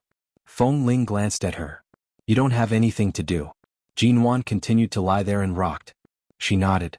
"And that's good. Your relationship has reached the point where you won't leave him, so there's no need for too many superficial things. Especially you and Li Nanheng, you've also experienced life and death together. It's been so many years. Any day is fine. As long as you can live peacefully in the future, it's fine." With that, Jinwan glanced at her again. "You're not going back to the base?" "I don't think so." Feng Ling smiled. "But I can occasionally go there as the young madam of the Li family. After all, it's the Li family's territory." Seeing the relief in Feng Ling's eyes, Jinwan smiled. "That's fine. You've become the young madam of the Li family from a small soldier in the base. Who is the current person in charge of the base?" "I don't know much about him. His name is Ah Feng, right?" "I don't remember where I heard it." "Yes, his name is Ah Feng. In the end, he didn't even live as well as you. In contrast, I covet his position as the person in charge of the base more." Feng Ling casually pulled the window behind her to prevent mosquitoes from flying in and said, "When I go back one day, I'll discuss with Ah Feng. I'll be the person in charge of the base and give him the position of the young madam of the Li family." Jinwan was stunned for a moment and didn't know how to react. When she came back to her senses, she found that Feng Ling, who used to be taciturn, was now able to tell corny jokes and especially liked to make fun of Li Nanheng. The two women chatted and laughed on the balcony for a long time, but at 10 o'clock in the evening, the three men were still chatting outside and had no intention of coming back. The two of them were happy and at ease. The two of them went out to buy food and came back to cook together. They only cooked 2 bowls of noodles and were very satisfied. Because Jinwan was pregnant, Feng Ling specially bought a lot of fresh fruits and cut them in front of her for her to eat. After Jinwan was pregnant, her mouth was really busy. Of course, she was very happy to have fruits to eat. They chatted until midnight. It was almost 11 o'clock. Jinwan leaned against the rocking chair and was about to fall asleep. All of a sudden, Feng Ling hurried out of the bathroom and gently tugged at the blanket on her. Jinwan opened her eyes and looked at her in a daze. "What's the matter?" "I've been thinking about going back to High City in Los Angeles for the past 2 days and forgot. Today, I found out that my period has been late for almost a week this month." Feng Ling said as she lowered her head to look at Jinwan, who was still lying on the rocking chair. It's normal for your period to be late for a month, isn't it?" Jinwan suddenly woke up. She looked at her with wide eyes and then picked up her phone to check the time. "It's so late.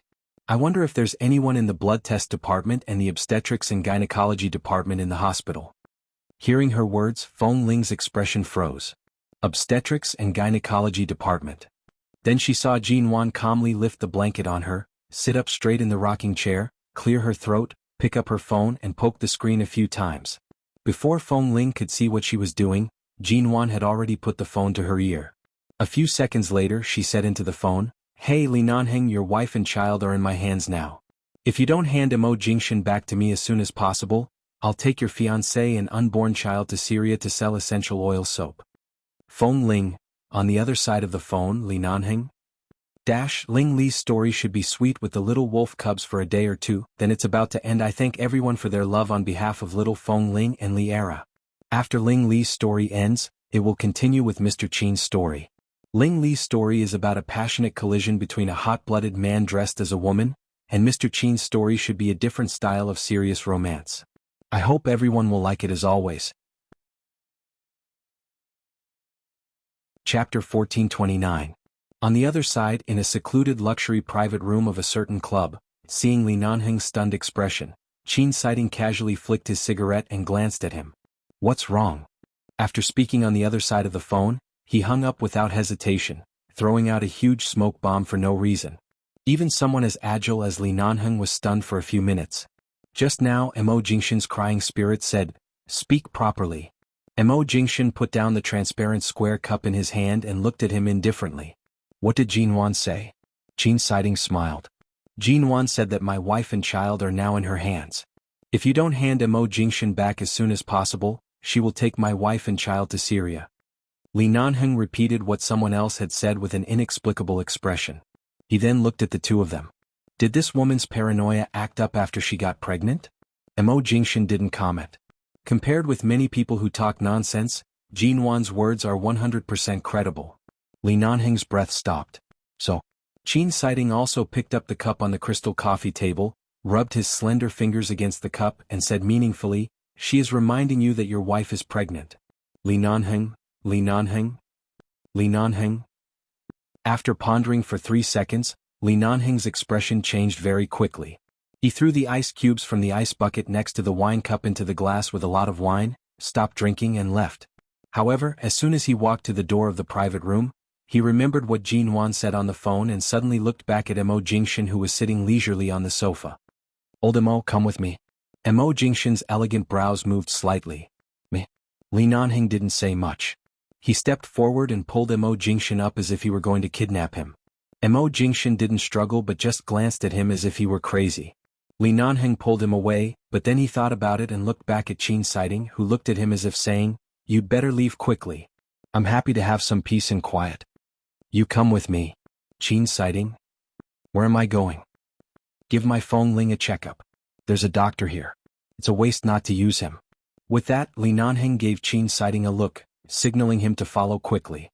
Qin Sighting, Jinwan never expected that her husband was really kidnapped by Li Nanheng all the way back. After arriving at Li Nanheng's villa in High City, Feng Ling who had been muttering, "It's just that her period is a few days late. It's impossible for her to be pregnant so soon." Li Nanheng had already picked her up from the balcony and brought her into the living room. That's right, he was being flattered. At the same time, Li Nanheng also pushed her husband onto the balcony, which could be considered as fulfilling her request. She directly exchanged Mo Jingshan with him. At that time, Jinwan was still lying on the rocking chair, watching her husband being dragged back by Li Nanheng without even putting on a coat. Looking at the man's condescending expression, she thought of the cat that was sent to the Mo family, and an N and Ning Ning who hadn't hugged her to sleep for several days. Jinwan turned her head away as if she had a backbone. Mo Jingshan walked over. "You've been at loggerheads with me for several days. Haven't you calmed down?"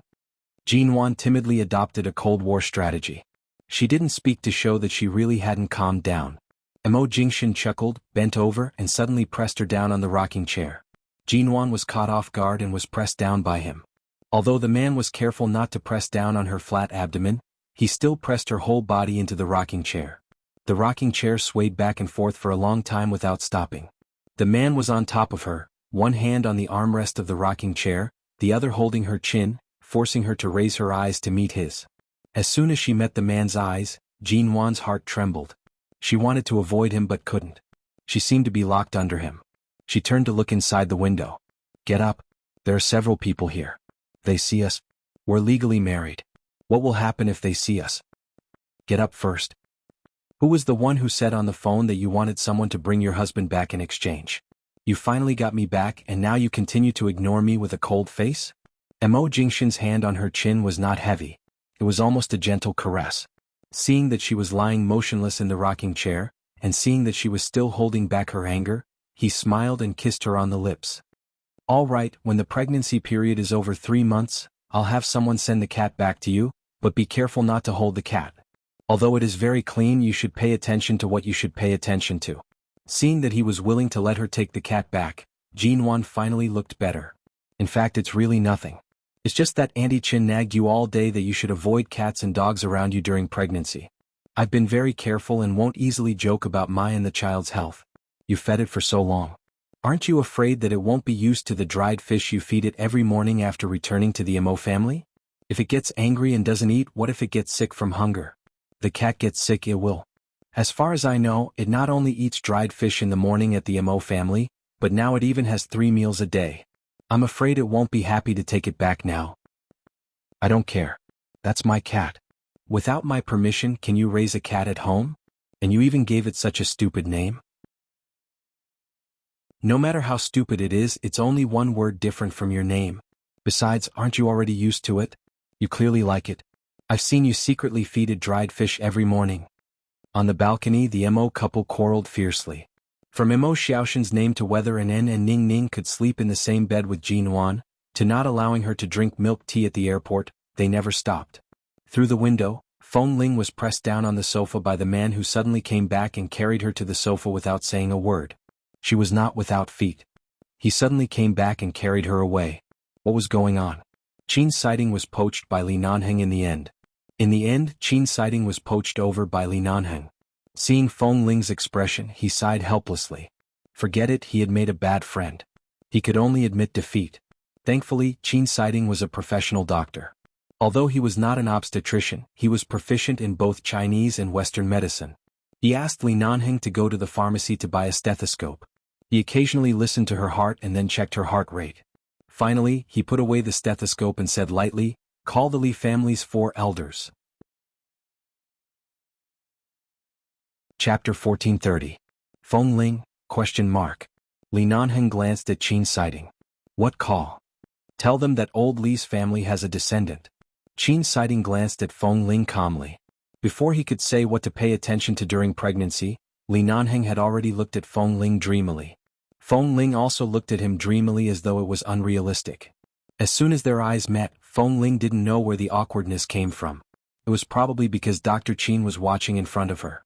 She quickly looked away but only felt that her heart was beating faster. She was pregnant just like that? From the looks of it, Feng Ling is still in the early stages of pregnancy, which is about 4 weeks. You can find time to go to the hospital for a checkup in the next few days to determine the specific number of weeks, Qin's sighting said mildly. Don't eat raw and cold things. Don't eat things that promote blood circulation and remove blood stasis. You're forbidden to have sex in the first 3 months of pregnancy. Feng Ling, she had taken care of Jin Wan when she was pregnant and knew some things to pay attention to, but when this matter fell on her, she suddenly understood why Jin Wan was sensitive and irritable as soon as she was pregnant. She had been restricted too much, and her pregnancy reaction was uncomfortable. All aspects added together would definitely be different from usual. But why didn't she have any pregnancy reaction? But I don't feel nauseous, nor do I feel very sleepy. Everyone's physique is different, and their reaction during pregnancy is also different. Some people have a big reaction in the first 3 months, some people have a big reaction in the first 2 months, and some people will vomit for 10 months after pregnancy. Some people have no feeling at all. This is not important. After going to the hospital for a checkup, confirm that the embryo is stable and rule out the ectopic pregnancy. Then you can rest assured and wait for the monthly checkup. With that, Qin's sighting glanced at Li Nanheng. No sex in the first 3 months. The sentence is for you. Feng Ling. Find a hole to hide in. Thank you. Li Nanheng, on the other hand, returned to his senses from the great joy and was overjoyed. If it weren't for the fact that Qin's sighting and Mo Jingshan were here, he would definitely press Feng Ling onto the sofa and kiss her hard. I'm really pregnant? Li Nanheng couldn't hide the excitement of being a father. I'm going to be a father too? Feng Ling coughed. Do you not believe Dr. Qin, or, I think he doubts himself? Qin's sighting chuckled softly. He's tied you to his side for so many years and only now did you get pregnant. I even suspect that there's something wrong with him. Scram. Li Nanheng directly threw a word over. I have been very careful not to give her any chance to be in trouble. This is called tolerance. Understand? Unlike you, who slept with a woman and ran away with your seed. You only found out when your own daughter is about to learn how to play soy sauce. You have the nerve to mock me? Feng Ling hurriedly grabbed the pillow on the sofa and approached Li Nanheng. She pressed the pillow against his face to prevent him from speaking. She turned back to Qin's sighting and hurriedly said, Ignore him. He smells of alcohol. I think he's talking nonsense after drinking too much. Li Nanheng slapped the pillow down and saw that Feng Ling was standing in front of him. His eyes inadvertently glanced at her flat and slender abdomen under her clothes.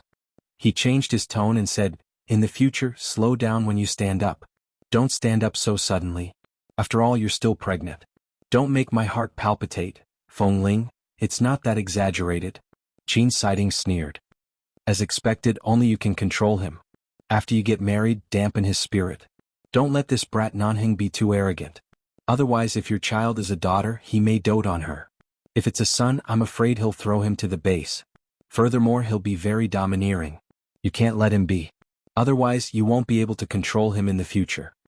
Li Nanheng was about to speak when Feng Ling hit his face with the pillow again. She had already begun to control Li Nanheng. 2 months later. Feng Ling, who had been in China for more than 2 months, had learned a lot of Chinese cooking skills from Jin Wan. Auntie Chen had also taught Feng Ling how to make dumplings and glutinous balls. The 4 elders of the Li family and the 2 elders of the Feng family had already learned of Feng Ling's pregnancy. Originally, they planned to bring them back and let them get married as soon as possible. However, Feng Ling felt that they could register their marriage first, so she asked the elders to help them register their marriage in America. Then she sent some forms that needed their signature to be signed to China. After signing them, she sent them back. In less than half a month, the place in charge of marriage registration in America already had their names. Just like that, they got married without any trouble. Perhaps because they had been together for so many years, and because Li Nanheng had married the second miss of the Feng family, Li Nanheng had long determined that she was his wife. Thus, such a marriage registration was just a piece of paper to him.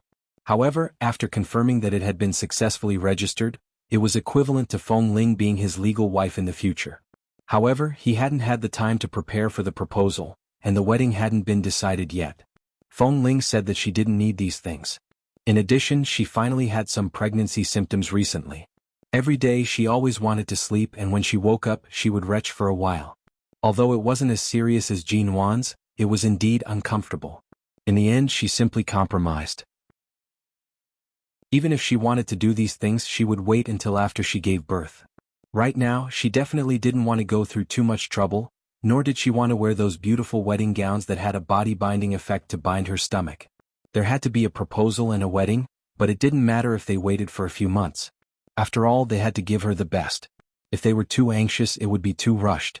After the child was born, the 6 elders would appear together to attend their wedding. That scene would be even more perfect and happy. Furthermore, at their wedding, because of the appearance of the child, there would be one more family member by Feng Ling's side. Feng Ling had too few family members.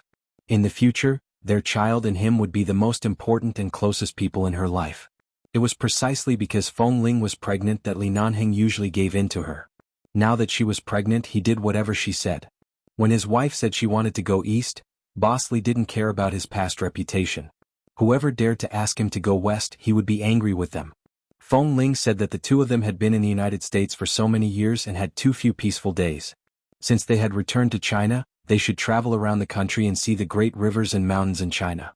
Thus, Li Nanheng brought Feng Ling to Mia to see the sea view, to Sichuan to eat hot pot, to Qingzhou to eat ramen, to Zhejiang to eat raisins, to the northern desert to see the grasslands, and to Changbai Mountain to eat dumplings. Chapter 1431. Feng Ling's love for hot pot was the same as before. In the past 2 months she had gone to so many places. In the end, she still chose to return to Sichuan. However, because of her pregnancy, Li Nanheng only allowed her to eat hot pot twice a week. Furthermore, it had to be slightly spicy. If it was too spicy, she had to be soaked in water before she could eat it. The hot pot had to have both meat and vegetables. Even if it was a hot pot, she had to pay attention to nutrition. The man who was as agile as a leopard in front of the terrorists turned into a nagging spirit every day. Most importantly, when did he exchange phone numbers with Auntie Chen?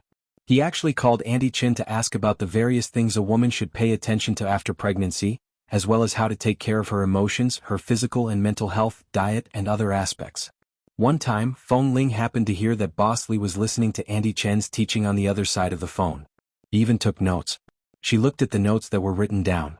Those bold and powerful words made her speechless. Ever since Qin Siding gave the order that in the first 3 months of pregnancy, he was not allowed to touch Feng Ling before the 12th week of pregnancy, Li Nanheng was like an old monk. Every day he only cared about her diet and daily life, but when she slept he definitely did not dare to act rashly. However, as soon as the 3-month spell was lifted, on the night Feng Ling was 12 weeks pregnant, Li Nanheng went to the bathroom to wash himself up and rubbed Feng Ling into his arms. Feng Ling wanted to say that even if it had already been 3 months, she still had to be careful.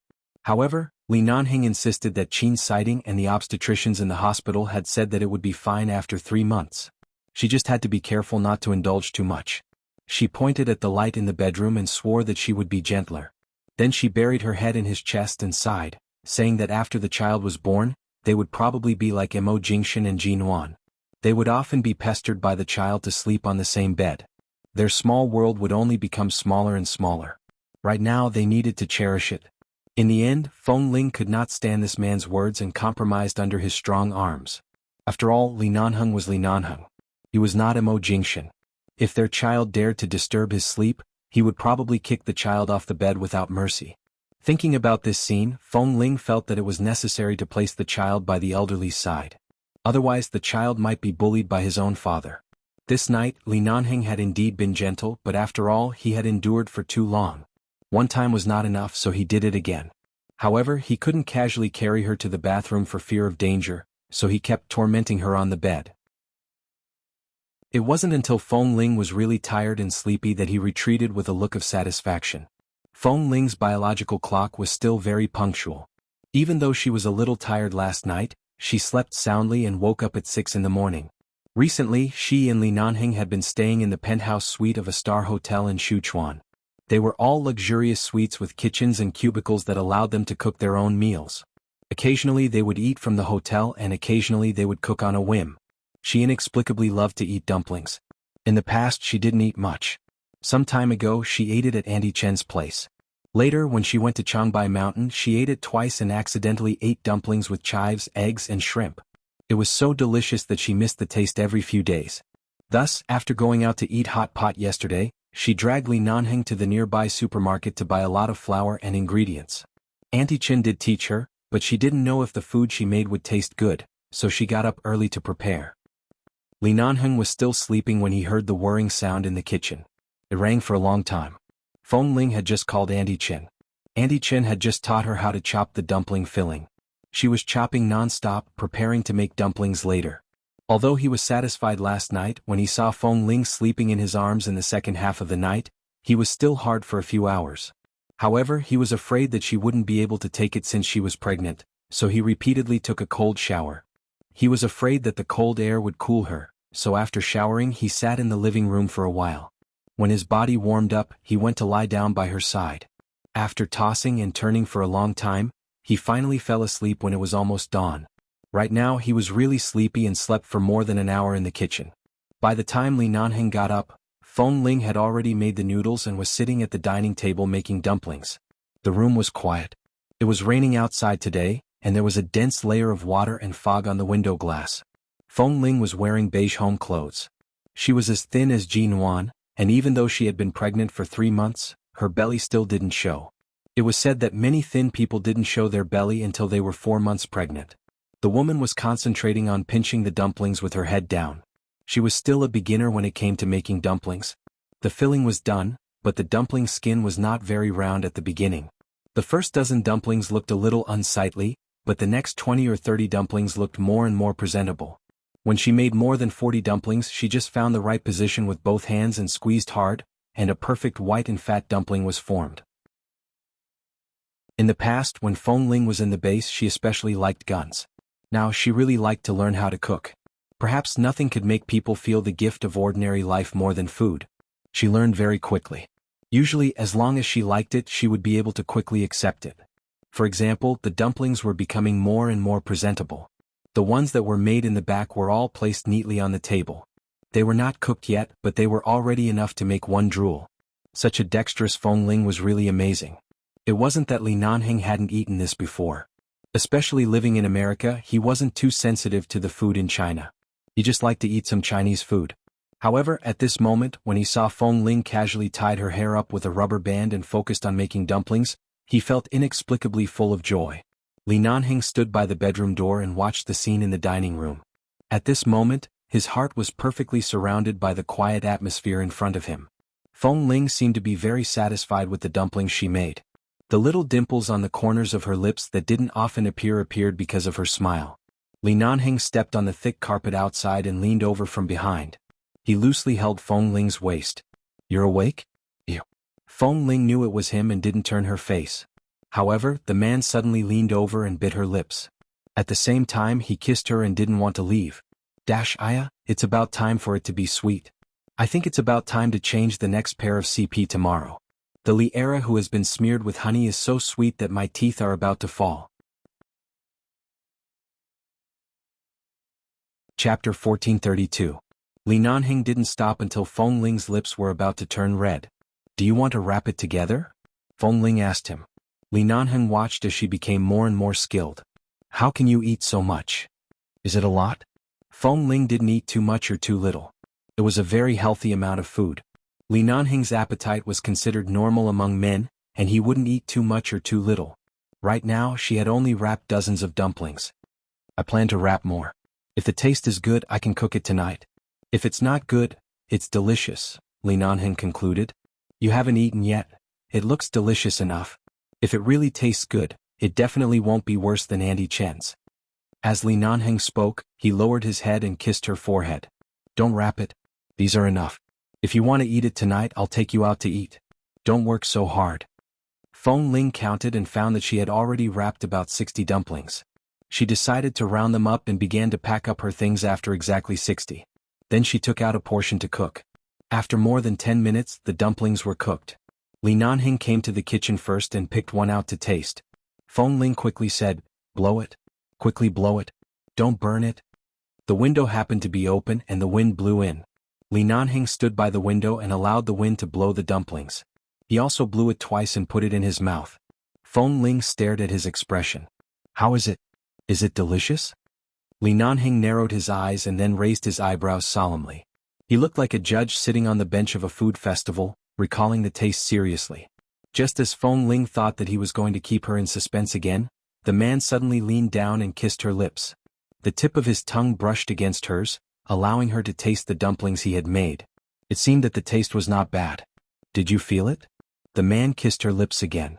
"All right, you can eat now. It definitely tastes good." Feng Ling blushed at his way of tasting her. She pretended to turn around and cleared her throat. "All right, let's get ready for breakfast. Anyway, it's getting late." Li Nanheng had kissed enough. He happily went to help take the plate and mix the dipping sauce. After being busy for a long time in the morning, he could finally eat the dumplings. He was very full. After the meal the rain outside stopped. After noon the weather was clear and the air was especially good. This kind of weather was suitable for Feng Ling to go out for a walk and play with the unborn child in her stomach. Li Nanheng brought Feng Ling downstairs for a walk. The two of them were wearing black trousers and black t-shirts, and a thin white sports coat. In fact, it was not considered a couple's outfit, but Feng Ling's style of dressing could not be too feminine. When she returned to the Feng family, she had no choice but to change in order to work.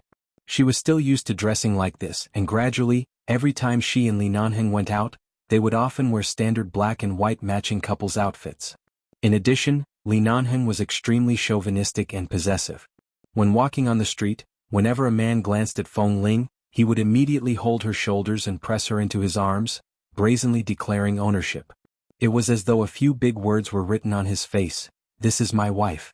Feng Ling was used to how cold this man was to outsiders and how warm he was to her. When they were outside, she told him to try his best to restrain himself and not always hug her. After all, he was already a man over 30 years old. He was like a group of middle school students who were dating on the street, pulling and hugging each other to show off their love. However, Feng Ling did not understand the thoughts of middle school students. They held hands on the street because they were in love, but when they saw such a beautiful sister and such a handsome and mature man walking together so lovingly, they were extremely envious. They were all wondering if they could only openly hug and hold hands when they grew up without being afraid of being discovered by their parents. When Feng Ling was outside, she was always thin-skinned. Li Nanheng did not make things difficult for her. He strolled to the nearby supermarket, casually walked around and bought some things. Then he held Feng Ling's hand and touched the platinum ring on her nameless finger that he had not taken off ever since he put it on. He lowered his head and glanced at her. Then he held her hair up and looked at it carefully. "What are you looking at?" "After the ring that the old lady wore was polished into a new one, although the size is very suitable for you, This is, after all, only a token of goodwill from the old man to his granddaughter-in-law. It can't be considered our wedding ring. The marriage proposal can be made up for after the child is born. As for the ring, I think it's better to buy it today. I don't need it. This is fine. I don't usually wear jewelry. I gave it to you. You have to wear it. I have to dote on my wife. Feng Ling. Li Nanheng brought Feng Ling to the most prosperous commercial street in Sichuan City. The few shopping malls in front were not bad. Feng Ling was led in by Li Nanheng. Seeing that this man was really persistent in treating her well, Feng Ling sometimes didn't know what was good about her. She felt that her current life was very good, but Li Nanheng seemed to be unable to give her enough. He just wanted to give her everything he could, even if it was only a small ring. The two of them went to a very famous French jewelry store to look around for a while. In the end, they chose a pair of rings. The man's ring was still plain, but it had a rich design inside. It was made by a famous designer. The woman's ring was the kind that Feng Ling liked. It was a very simple diamond ring. After the shop assistant measured their fingers and placed an order, Li Nanheng was still looking at the other jewelry on the counter, thinking about which ones he could buy for Feng Ling to wear. In the end, Feng Ling's gaze was attracted by a shop outside the shopping mall. Seeing that the size of her fingers had already been measured, she used the excuse of buying a bottle of water to go out. Li Nanheng looked at it for a long time and felt that no matter which one she wore, it would look good on her. When Feng Ling was in the base, her skin was especially white. Now that she didn't need to train in the base every day, her skin was especially white. No matter what jewelry she wore, she would look good. There was no need to choose. When he turned back and saw that she hadn't returned, Li Nanheng quickly turned to look for his wife. In the end, when he went to the place selling water outside, he didn't see anyone. He swept his gaze forward and saw the large knife shop opposite. On top of it there were 4 exaggerated words, King of 100 Weapons. Feng Ling had been uninterested in the jewelry store earlier, but now that she was standing in the store opposite, her eyes lit up. Li Nanheng. Chapter 1433. Before Li Nanheng walked in, he went to the side to buy 2 bottles of mineral water before entering. Feng Ling was standing in the crystal counters inside, looking at the exhibits that seemed to be sealed and forbidden to touch. When she saw a knife engraved with ancient Indian patterns, she lowered her head to read the various descriptions written on the side of the knife. Feng Ling was engrossed in reading when a bottle of water was suddenly handed over. She turned back to see Li Nanheng standing by the side. He glanced at the knife lightly and asked mildly, "Do you like it?" "Yes, but this kind of knife is only worth collecting. Most of the knives here are just antique exhibits. Only the ones in the front counter can be sold. There seems to be a lot of English knives and Russian professional folding knives. I'll go and have a look later." Li Nanheng glanced at the knife and said indifferently, "It does have collection value, but this one is fake." Feng Ling was surprised. "How can it be fake? This Damascus knife is famous in the world. It is very famous in the international knife industry. Its origin is ancient India. It is made of wood steel ingots. There are casting patterns on the surface. This knife was used as a weapon in ancient India, Persia, Arabia, and other places. It is extremely sharp and there are many rumors about it. However, with the exhaustion of the Wuxia iron mine, this knife has long been a peerless product. Although it is famous in the world, it is difficult to find a real one," Li Nanheng said lightly. "Then how can you be sure that this is fake? I read here that there is still one surviving in the world. Because the real one is in the Li family." Feng Ling glanced at him in disbelief. Li Nanheng raised his cold brows and gave her a meaningful expression. "In these shops in China, there are too many half-real and half-fake ones. I can't guarantee that one is real, but I can't guarantee which one is fake. After all, it is a big country of imitation." Feng Ling quickly pulled him back and asked him to lower his voice. Li Nanheng's voice was not loud. After being pulled by her, he lowered his head and leaned close to her ear. "If you like it, go back and ask grandfather for it. That is the Damascus knife he has kept for decades. If you say you like it, he will definitely give it to you without hesitation. After all, in the entire Li family, you and the little thing in your stomach are the ancestors. Since it's grandpa's collection, I won't covet it. Let him keep it." Feng Ling lowered her head to look at the fake in the crystal cabinet in front of her. Because she knew it was fake, the more she looked at it, the more she disliked it. She did not look at the knives in the other cabinets and went to look at the knives in the front. In the end, she picked up a small and exquisite folding knife that was extremely sharp and hidden in it and played with it in her hand. "Didn't you insist on giving me a present?" It will take at least a month for the ring to be custom-made. Why don't you give me a knife today? Li Nanheng glanced at the price on the knife. Compared to a diamond ring that was worth millions, 2,000 yuan was really not worth mentioning. But she liked it very much. It was a genuine Russian folding knife. It did look like it was made of fine steel. He glanced at it and called the shop assistant to settle the bill. When the shop assistant came over, he thought it was the gentleman who wanted to buy it. It wasn't until the gentleman swiped his card that he realized it was the beautiful lady in the couple's outfit who had been holding the folding knife as if it was something she loved. Did women actually like these knives and spears? For Feng Ling it was more than just liking. Walking out of the shop, she opened the folding knife in her hand and looked at the sky in the direction of the sun. She narrowed her eyes slightly and said softly, "When I was 5 years old, when I was taken away by the American mafia in the jungle, a man saw that I was too scared and gave me a folding knife like this in his hand. He told me that as long as I had a weapon in my hand, as long as I was strong and calm enough, I didn't have to be afraid of anything. In the years before I was sent to the orphanage, that knife had always been by my side. It supported my courage and my faith, allowing me to gradually learn to walk upright from a little wolf girl and become a human. Later, that knife was taken away by the orphanage or the police at that time. I didn't find the same one for many years, but today I found it." Li Nanheng understood and reached out to pull her into his arms. He rubbed her head. "It doesn't matter if this knife is by your side in the future. From now on, I'm your knife." Feng Ling's lips curled up. This narcissistic man wanted to snatch the limelight from a knife. Was he trying to be her courage and her faith? There was no need to snatch it. Many years ago. He was already one. Another 3 years passed. Winter passed, spring came and summer passed. The Li family's little grandson Li Xinyue had his 3rd birthday. The 2 elders of the Feng and Li families wanted to gather together, but there were too many people who wanted to come over to celebrate the child's birthday. They could only choose a larger venue. After choosing for a while, they actually chose 11 base. Li Xinyue, who had been brought to the base by his father since he could walk at the age of 1, finally managed to slip away from his 4 great-grandfathers and great-grandparents. The 3-year-old fair and clean little boy walked past the various training camps in a dignified manner. From time to time he stopped and put his hands behind his back. He imitated Uncle Ah Feng's lecturing tone and said, "What are you all doing? Don't whisper to each other during training. Do you think this is a market?" When the newcomers who were training saw that the little young master of the Li family had strolled here, they couldn't help but run over to carry the little thing over. They fed him water and fanned him. From time to time they asked him what he wanted to eat. They were just short of hugging Li Xinyue's thigh and calling him daddy. After all, he would be the successor of 11 base in the future.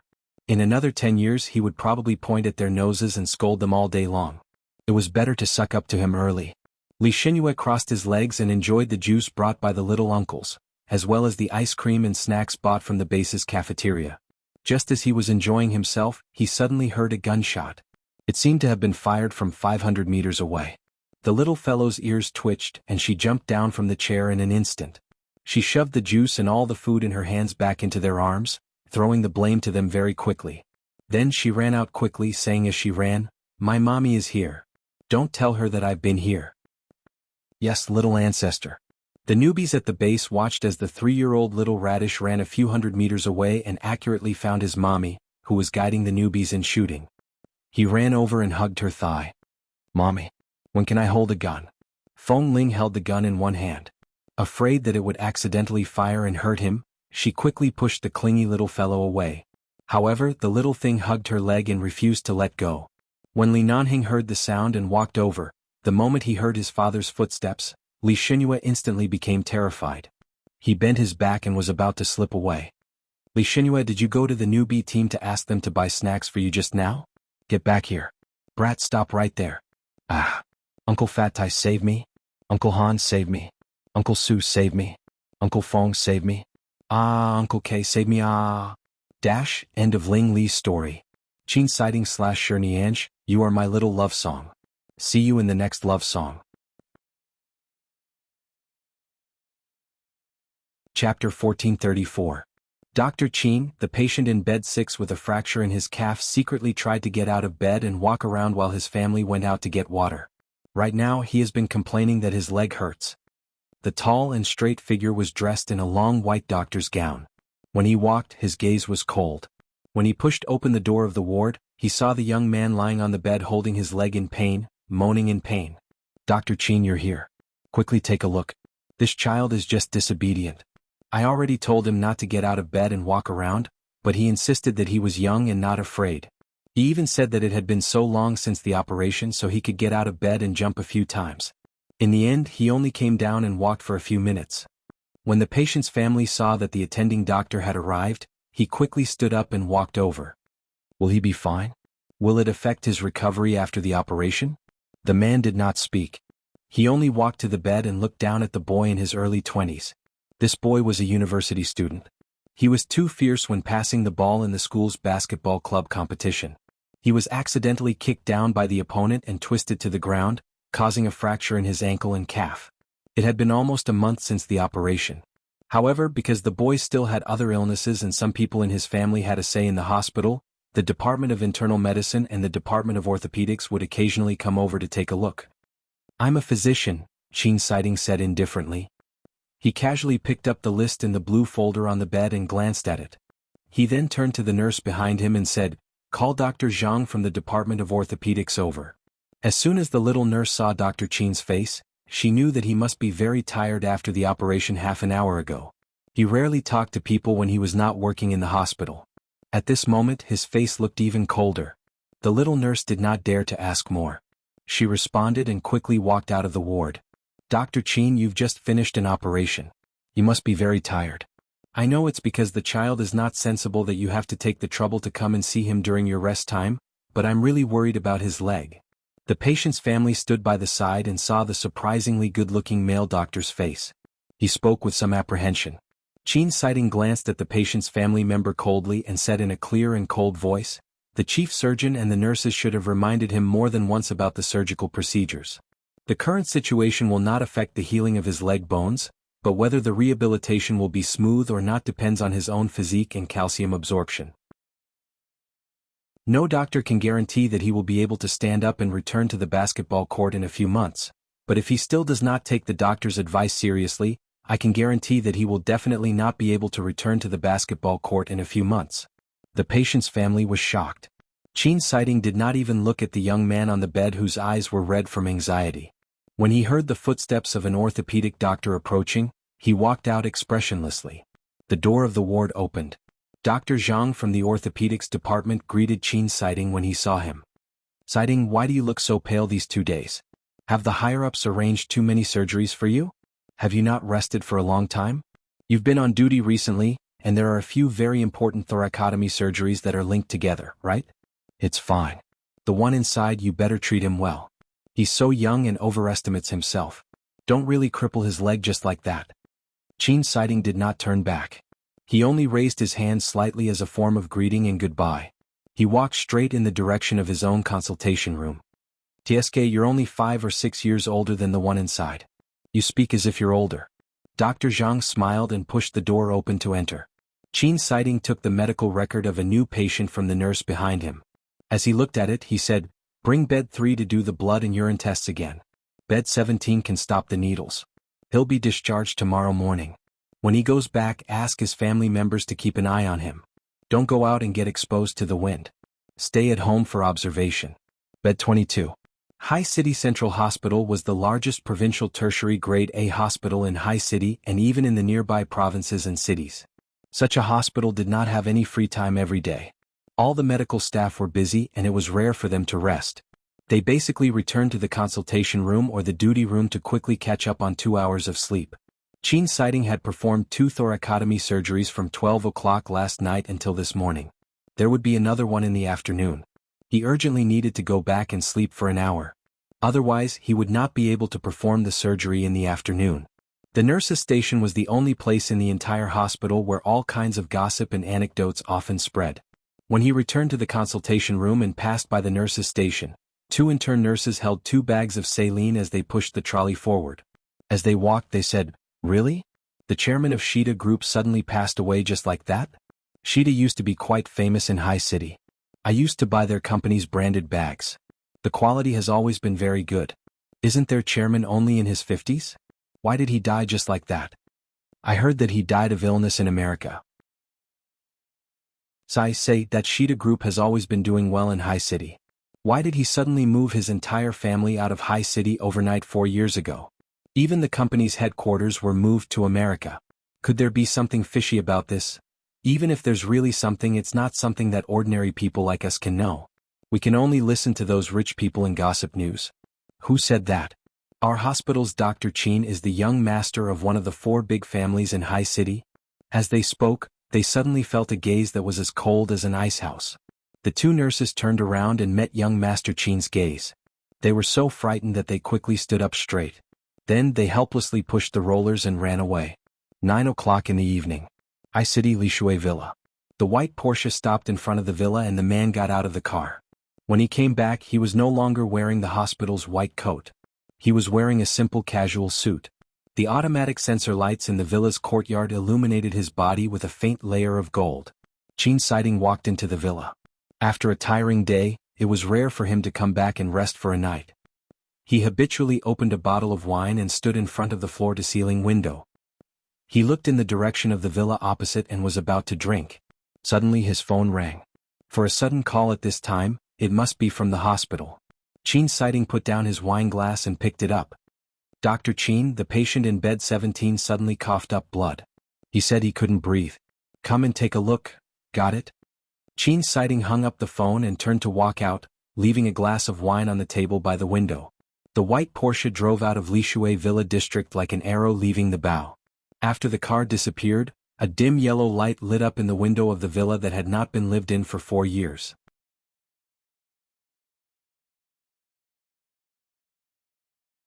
Chapter 1435. 9 years ago. It was autumn in High City. The air was dry, mixed with the smell of fallen leaves.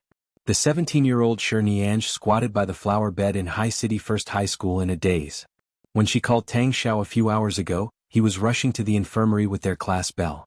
It was said that the prettiest girl in the class ran 1,500 meters at the school's sports meet during her period. After that, she fell ill and became a Lin Dayu. Tang Xiao was taking care of someone in the infirmary. He couldn't even be bothered to say a few perfunctory words to his girlfriend. He just casually nodded and continued to ask about the prettiest girl in the class, who was crying on the bed. Shi Nianj hung up the phone. After a few seconds of silence, she sent a text message to announce their breakup. The other party patiently accompanied the class bell for 2 hours before seeing the news. After that, he frantically called her. She did not pick up and was no longer interested in contacting this person. He could not even be considered a first love, so he could not be considered a broken up. A few months ago, Tang Xiao had confessed to her. After that, the 2 of them had been in a relationship for more than 2 months. Although he was in Year 3 Class 2 and she was in Year 2 Class 2, they were 1 year apart and 1 year apart. However, Tang Xiao's family seemed to have business dealings with their family's company. Their parents and elders had met a few times and could be considered half an acquaintance. Shi Nianj, who was in her adolescence and felt that she should date, agreed under his pursuit. Tang Xiao's personality was very flamboyant and active. He liked to play basketball and had many fans on the basketball court. However, Shi Nianj did not really like him, but after all, she had agreed on a moment of impulse. She held on to the principle of being responsible for him, so she maintained an open relationship. She did not hide it from her classmates and friends. The 2 of them had only held hands a few times in private. It was as though they had never even kissed each other on the cheek. They could not be any more innocent. This kind of central air-conditioned type of person who radiated heat everywhere was not suitable for her. If it was not suitable, then end it. There was no need to waste time. Tang Xiao was also considered an influential figure in C City First High School. It was said that there were many influential figures in their 3rd year of high school. However, she had been influenced by her grandfather since she was young and liked to study medicine. She never paid attention to school matters. Other than going to class, she would go to her grandfather's place to kill time, so she did not know many people. When she was 10 years old, she had developed a new type of medicine with her grandfather, who was a medical professor. She had even won some medical achievement award. Some time ago, her grandfather had developed an anti-cancer drug in the laboratory. Shi Nianj had also participated. Although she was only a helper at most, she was still a participant. In this day and age, everything needed gimmicks. It was said that in order to commend her and curry favor with the Shi family, the school planned to let her skip grades in a few days and jump from a 2nd-year student to a 3rd-year student. She could clearly indulge for another year, but she was asked to prepare for the college entrance examination. The elders of the Shi family actually agreed. Shi Nianj was so angry that there was nothing she could do. In autumn, school had just started. She was about to skip grades and change classes, and she was suddenly faced with the major change of losing her love. Shi Nianj felt that she had to cry or be haggard for a few days to match her current state. Otherwise she would be too heartless. Therefore she squatted by the flower bed for a long time, unable to squeeze out a single tear.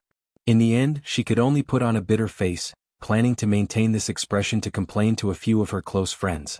Otherwise, if her expression was too joyful, they would definitely laugh at her for being careless. She stood up abruptly, but she forgot that she had been squatting here for at least an hour. She stood up too quickly and her vision suddenly turned black. She staggered and spilled half a cup of milk tea in her hand. At the same time, she bumped into a person who had walked over from some unknown path. In front of her was a dazzling white shirt. Her cup of milk tea had spilled all over his white shirt. She looked at it in astonishment, then raised her head to look at the owner of the white shirt, then lowered her head to look at it, and then raised her head to look at him. The pearls in the cup of milk tea hung on his body and slowly dripped down. Shi Nianj. She did not dare to look at his expression, but she still quickly took 2 steps back from his embrace. She braced herself and apologized. I'm sorry. I didn't do it on purpose. Your clothes were dirted by me. I'll compensate you with one, okay? How much is it? As she spoke, she was about to look for money in her school uniform pocket. The man in the white shirt only looked at her expressionlessly. It was obvious that he despised the dirty things on his body. When he saw that she was about to take out the money without saying anything, he frowned without batting an eyelid. He did not say a word and walked past with a cold expression. Ai, your clothes look very expensive. After all, I dirted them. I don't have any other intentions. I'll compensate you. Shi Nianj's observation skills were also very strong. She turned back and quickly chased after him. Move aside. The white shirt was suddenly blocked by her. When he spoke, his voice was cold and indifferent. It was clear that he did not have much patience. Although he disliked her, he did not intend to argue with her about such a shirt. Shi Nianj was shocked by his cold and distant expression. She stared at his face for a while and blushed for some reason. Damn it, this was definitely the first time in her 17 years of life. She was the daughter of Shida Group. Ever since she was young, she had seen all kinds of rich people and all kinds of good-looking boys. However, this was the first time she had seen such a good-looking one. This person. And let's call him White Shirt for now. His face was handsome, his hair was short, and his skin was very white and clean. His entire body seemed to be written with the words "Don't get close to strangers." His aura was cold, and he had the reticence of a young man. His face was good-looking, his figure was tall, and his fingers were also very good-looking. She could still smell the faint fragrance she had smelled when she accidentally bumped into his arms. It smelled like detergent. It smelled very good. For the first time, the 17-year-old girl experienced the feeling of her heart thumping wildly. In the past, she had never liked anyone, nor had she done anything on purpose. However, at this moment, her consciousness was filled with the desire to get to know him. In the end, the only thing he said was, "Get out of my way." After that, he didn't say anything else. When she stubbornly tried to stop him again and stupidly took out $100 bills and stuffed them into his hand, he looked at her as if she was a lunatic, flung his hand away and walked around her. Shi Nianj looked at his back view and thought to herself, "Oh my god, even his back view is so good-looking." She then lowered her head to look at the money in her hand, wondering if she had given him too little money. Otherwise, if she had the chance to see him again, she would find a shirt shop to swipe her card. At least she had to compensate him. But he was really so handsome. Her heart was beating so fast. At that time, Shi Nianj was still a straightforward girl. A 17-year-old girl was wholeheartedly chasing after her male god Qin. At that time, Dr. Qin had yet to experience the smoothness of growing up. In other words, at that time, Knife Qin was not Knife Qin. He was Qin Gao Leng, a proper flower on a high mountain. It was very difficult to chase after him. Chapter 1436. 3 days later, Monday. Year 3, Class 6, Dean. He sent Shi Nianj in. At that time, it happened to be the form teacher's class. Teacher Zhao, stop for a moment. Let me tell everyone that this is a new student in our Class 6. It's Shi Nianj, who won 2 medical achievement awards at the age of 17. She just skipped a grade from year 2. Let her introduce herself and then continue with the class. The headmaster then patted Shi Nianj's shoulder and gave her an encouraging look. He then called the form teacher to the corridor and said a few words. Shirnianj stood in this new class of the new school year. No matter how she usually behaved in front of so many unfamiliar classmates, she still felt a little uncomfortable. To say that she was shy, it seemed a little pretentious.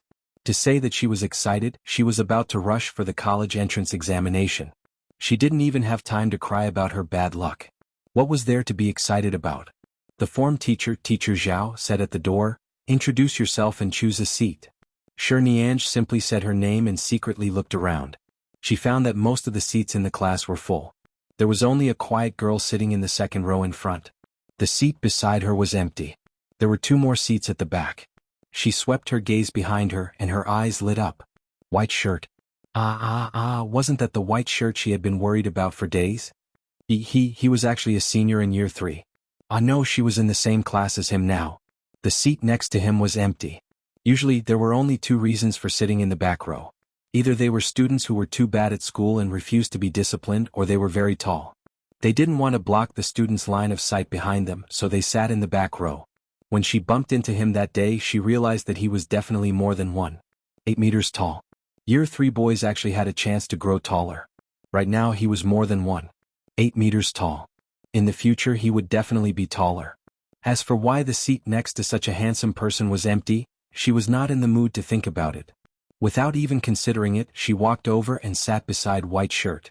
Shirnianj's face was expressionless, but her heart was a little excited. When she put down her school bag, her hands trembled slightly. However, the desk mate she had just chosen gave her a very cold and unapproachable look at this moment. Shirnianj mistakenly thought that his desk mate had only applied for leave today. She subconsciously asked softly, "Is there anyone sitting here?" The boy sitting in front of her turned around and mouthed, "No one's here." At the same time, he gestured to her not to sit there. She had lived for 17 years, but this was the first time she had ever thought about a boy. Since there was no one else, how could she not sit? Deskmate, this was a deskmate. She wasn't leaving. Shirnianj smiled at the boy in front of her and sat firmly in her seat. She then turned to look at the white shirt beside her. Today he was wearing his school uniform jacket. Even the white school uniform gave off the smell of a white shirt. So handsome, so handsome. How could there be such a good-looking man? So handsome, so handsome. The man in the white shirt looked at her again because of her strange and passionate gaze, then turned his head to the side and did not say a word from beginning to end. Teacher Zhao entered the classroom and his gaze first landed on the second row. He was surprised that Shirnianj was not sitting in front. When he saw that she was sitting in Qin's sitting seat, he subconsciously quickly glanced at the Qin family's crown prince. He saw that the crown prince's brows were filled with dissatisfaction, but he did not show anything. He thought for a moment and said, "All right, sit there first. I'll adjust it later." Shirnianj nodded, thinking to herself that she wouldn't adjust it. She took out all kinds of new textbooks from her bag one by one. She was actually not a top student. She only relied on the medical achievements that her grandfather had brought her to do. Suddenly she was in the 3rd year of high school. She definitely couldn't keep up. She didn't really understand what the first class was about. After class, she was called to the office by the form teacher. She told her about the situation in the class and showed her the report cards of the class and the school year. She pointed at the names of the students who were ranked 5th, 7th, and 10th in the school year. "I know you might not be able to keep up at the beginning. These students are all from our class. You have a lively personality and should be able to play with your classmates very soon. Usually find them to study more and ask them to help you. Then take some time to read all the textbooks in the 2nd year. That way you'll be able to keep up very quickly." Shirnianj looked at the report card and realized that the name of the top student in the school year, Qin Sighting, was also written in grade 3 class 6. She pointed at the name and said, "This is also in our class, right? He's the top student in the school year. Teacher, why didn't you call his name earlier?" "Teacher Zhao. Forget about this." Shirnianj did not understand. Seeing that she did not understand the situation in the 3rd year at all, Teacher Zhao sighed and said with a smile, "Student Qin is your desk mate now." The male god was a top student. Shirnianj very shallowly fell an inch deeper. Earlier on, during class, she had secretly glanced at the person beside her. At that time he did not look at her at all. She could not see his eyes, but just half of his face was enough to make him look good. After class, she took the opportunity to look at his eyes again. At that time she almost froze. He was really so good looking. When he was in class, the coldness on his body would be slightly restrained. The slightly serious and calm expression on his face was even more captivating. Speaking of student Qin, I suggest you change your seat. In the past 3 years, the seat beside him has been empty. Student Qin usually likes to be quiet and is used to being alone. You shouldn't be able to experience the joy of a third year sitting next to him. Why don't you change to another seat? What fun can there be in the third year, Teacher Zhao? At the very least, you have to get to know the other new students. You probably won't feel the love of classmates from student Qin. No need, I'm not changing. Why not? It might not be appropriate for a lively person like you to sit next to him. It's fine, it's fine. Even if he's an iceberg, I can tolerate it. It's not like there aren't any other seats. Why should I tolerate it? Because he's handsome. Teacher Zhao pushed his glasses and smiled helplessly. Nianj was determined to sit with Qin Sighting. After persuading her for a while, Teacher Zhao was almost amused by her. Children nowadays were really difficult to manage, especially Nianj, a child who had grown up in the Shi family's love. She was even more straightforward and did not know how to restrain her emotions. With her temper, if she stayed by the young master's side for a week, she would probably cry and ask to change seats. After all, she was the little ancestor of the Shi family. She could not say much and could only wait until she hurt herself. Chapter 1437. However, it was not up to the teacher to decide whether Nianj could sit in that seat for a long time. Although the Qin family's young master had good academic results and was outstanding in all aspects, it was also true that he was cold and did not like to interact with others. Their high school was ranked first in all aspects in the country, so in a place like High City, where every inch of land was worth its weight in gold, the children of various large families would also attend school here. They had seen many famous and wealthy families, so they were no longer surprised. However, the Qin family, one of the 4 big families in High City, naturally could not be treated the same as the other famous families. After all, rich people were not all on the same level. Qin Sighting's IQ was very high. In fact, other than his low-key and cold personality, there was no other problem. Seeing that his grades were always first, he did not like anyone disturbing him, so the school acquiesced. Thus, in the past 3 years they did not force him to have a desk mate. Today, Nianj's courage was commendable. She did not even know that Qin Sighting was in the 3rd year of high school. She rushed to his side and sat down. When Nianj returned to the classroom, the next class had already begun. It was a history class. Year 3 Class 6 was a science class, so the history class was naturally very relaxed. It was equivalent to a self-study class. She politely greeted the teacher and returned to her seat. Her male god, who was a straight-A student, was writing a physics paper with his head lowered. A few minutes later, he picked up a bottle of mineral water and took a sip. Seeing his movements when he drank the water and seeing his Adam's apple roll slightly when he swallowed, Nianj could not help but swallow as well. From her angle, she could only see the side of his face. This student Qin really did not like to talk to others. He refused to tilt his face in her direction and had always been doing his own things. He did not feel anything when such a big person appeared beside him. However, this was also good. At the very least, he would not chase her away from this seat. The form teacher said that his personality was too cold and he did not like to interact with others. Nianj thought to herself that this had nothing to do with her. She would not provoke him and would just sit by the side and look at him a few more times every day. A pleasing boy so handsome she could endure it no matter what. Being a transfer student was actually a very torturous process. Furthermore, Nianj was 1 year younger than the students in this class. After class, the other women would go out to the toilet together. The boys would hook their arms around each other's shoulders and chat about games, playing basketball, and where to go after school. Nianj did not have nothing to do. The only thing she could do was sit in her seat and admire her idol's face. From the beginning to the end, Qin Sighting did not look at her. After class he got up and went out for a while. She did not know if he went to the toilet or the teacher's office for something. In short, when he returned, his expression was calm and nothing could be seen. It was likely that he did not take the initiative to ask the teacher to change her seat. After he sat down again, Nianj's gaze quietly shifted from the fountain pen on his table to his face. When he wasn't around just now, she had been looking at his pen. It was a pure black fountain pen. When he was using this pen to write the physics paper, his handwriting was very beautiful. She had been peeking her head out to look at it, but now that he was back, she definitely had to look at him. Before class started, she leaned closer to him and said in a low voice, "The shirt you wore last time can't be cleaned at all, right? You really don't need me to compensate? Qin Siding did not even look at her. He did not say a word. Coincidentally, at this moment, the bell rang. Shiniange quickly tidied up the books on her desk and took them out. At this moment, a cold breeze blew in from the window beside her. It was not cold. After all, it was just autumn. However, the paper on her desk that she had yet to pick up suddenly flew up and flew past Qin Siding. It then landed by his feet, which was the aisle beside his desk. It was already time for class, so she could not stand up to pick it up. She knew that he was unwilling to pay attention to her, but she had to hand in that paper during self-study in the afternoon. If someone stepped on it or lost it, it would be over. She braced herself and poked his arm with her finger. My paper, can you help me pick it up? However, Qin Siding did not move as though he did not hear her. Shiniange could only gently tug at his sleeve. Do me a favor. My paper is over there. If someone steps on it later, I won't be able to write. He was still unmoved. He did not even impatiently retract his arm from the table. Shiniange had no choice. She looked at him for a while and saw that he really couldn't be bothered to look at her. The teacher was already teaching, so she couldn't make too much of a commotion. She could only turn back and show a big smile to the male student at the table behind Qin Siding. She whispered, "Student, can you help me pick up the papers? Sorry to trouble you." The boy at the back table was a tall and strong fatty.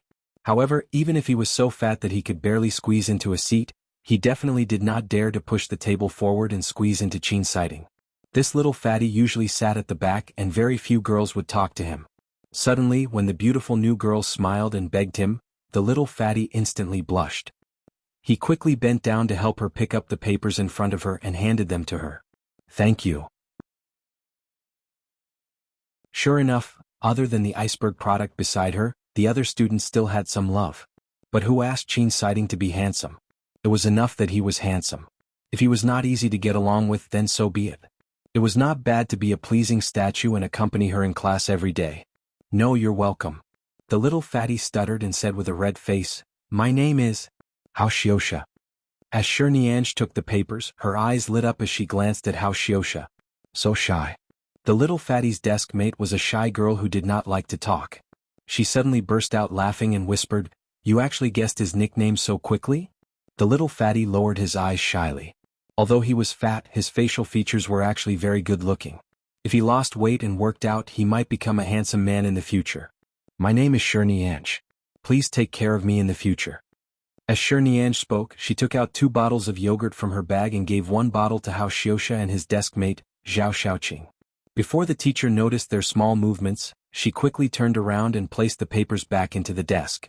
Although Qin Siding ignored her and did not help her pick up the papers, she heard that the fatty behind her could not help but secretly open the yogurt and drink it.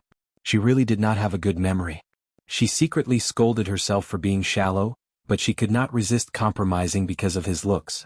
She took out another bottle and secretly glanced at the man beside her. She handed the yogurt over under the desk and gently touched his arm. "Do you want to drink it?" Question. How is Qin Lengling going to chase?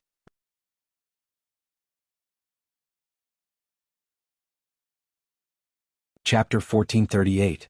As soon as she asked, Shiniange felt that she had been a little too enthusiastic. However, on second thought, firstly, he was good-looking. Secondly, she had dirted his shirt before, so it was understandable for her to be nice to him.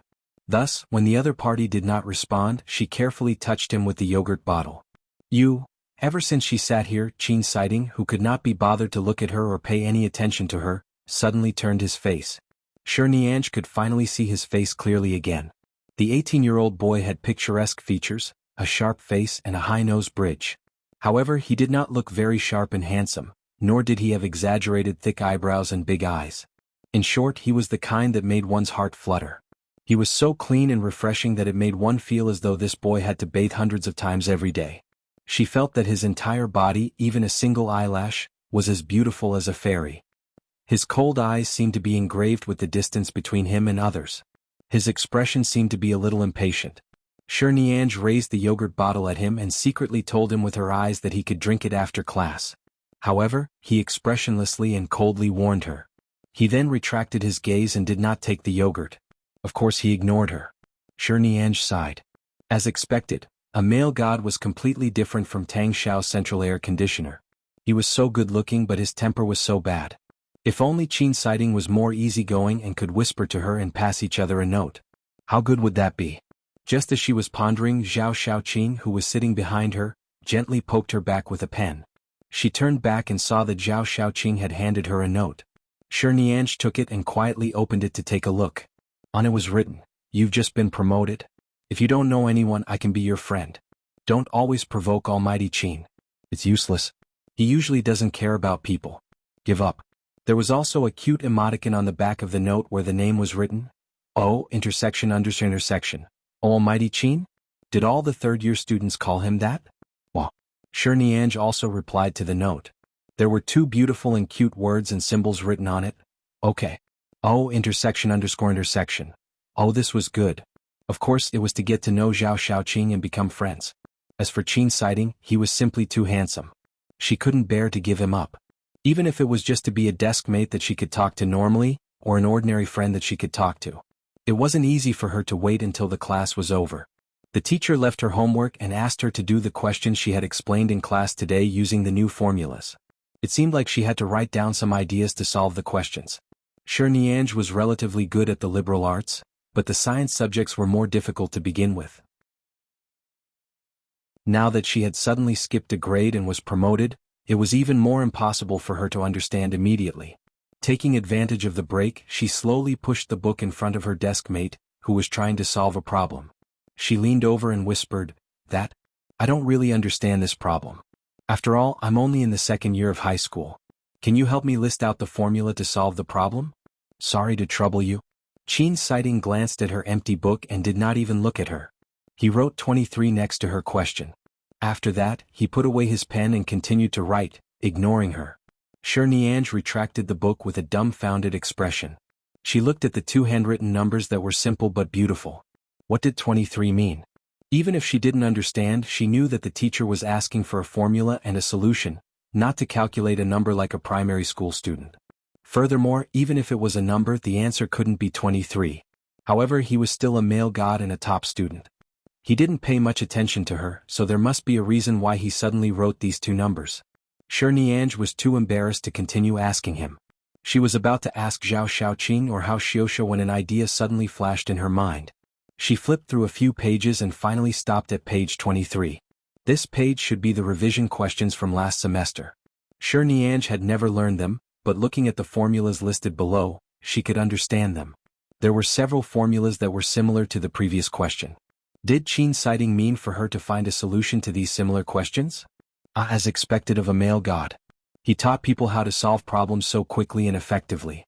He didn't need to waste words. Shi Nianzhi flipped the book back to the previous page.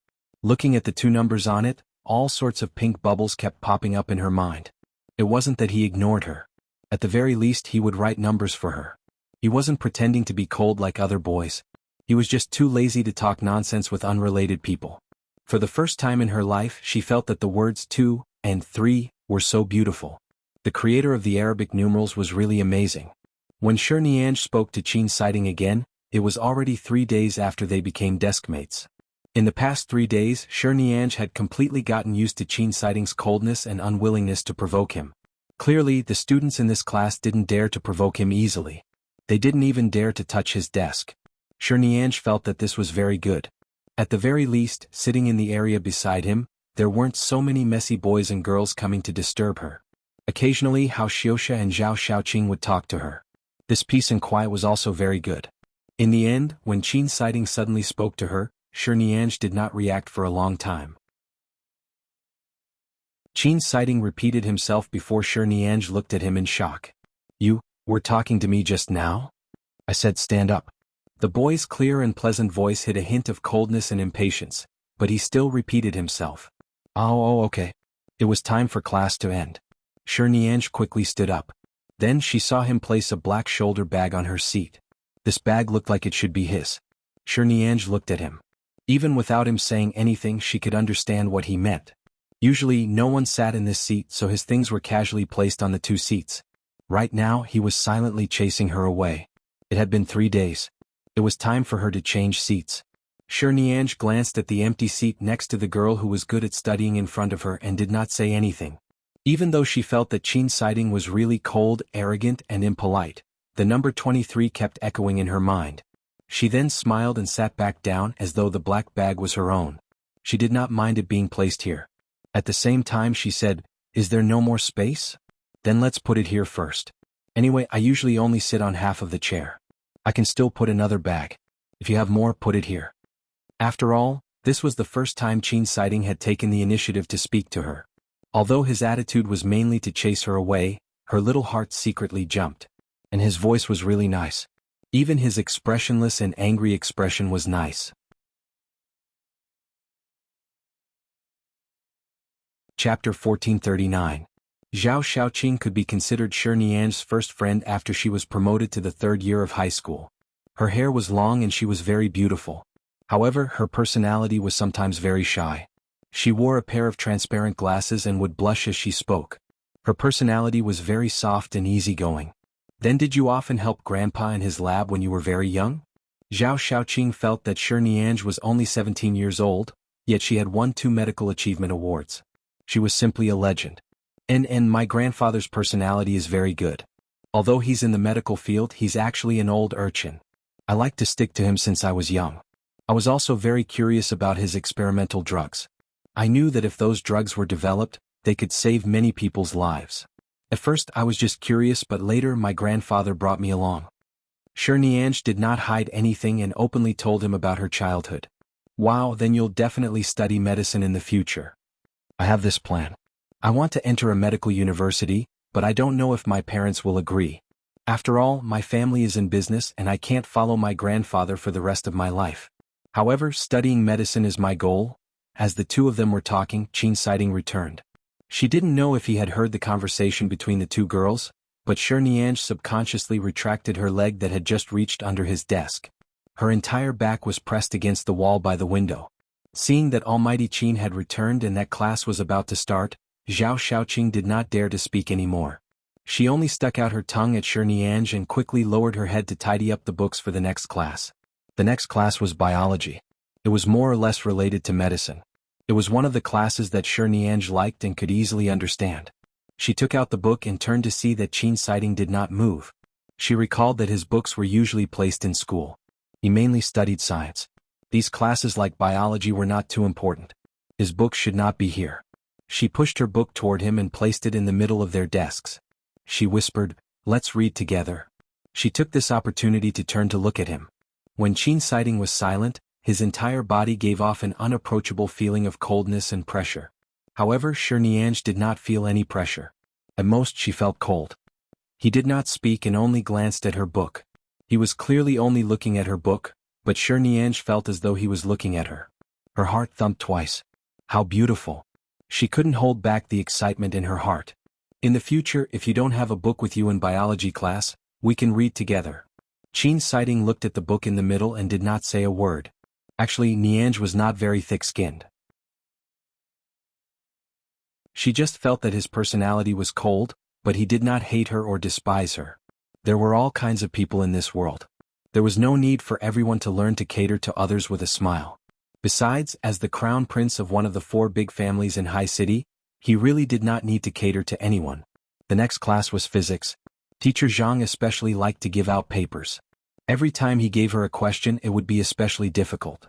After half a class, he would write down a paper and then hand out the results. Shi Nian's score was shockingly 91. She had just crammed for a few days of lessons that she had never learned in her 3rd year of high school.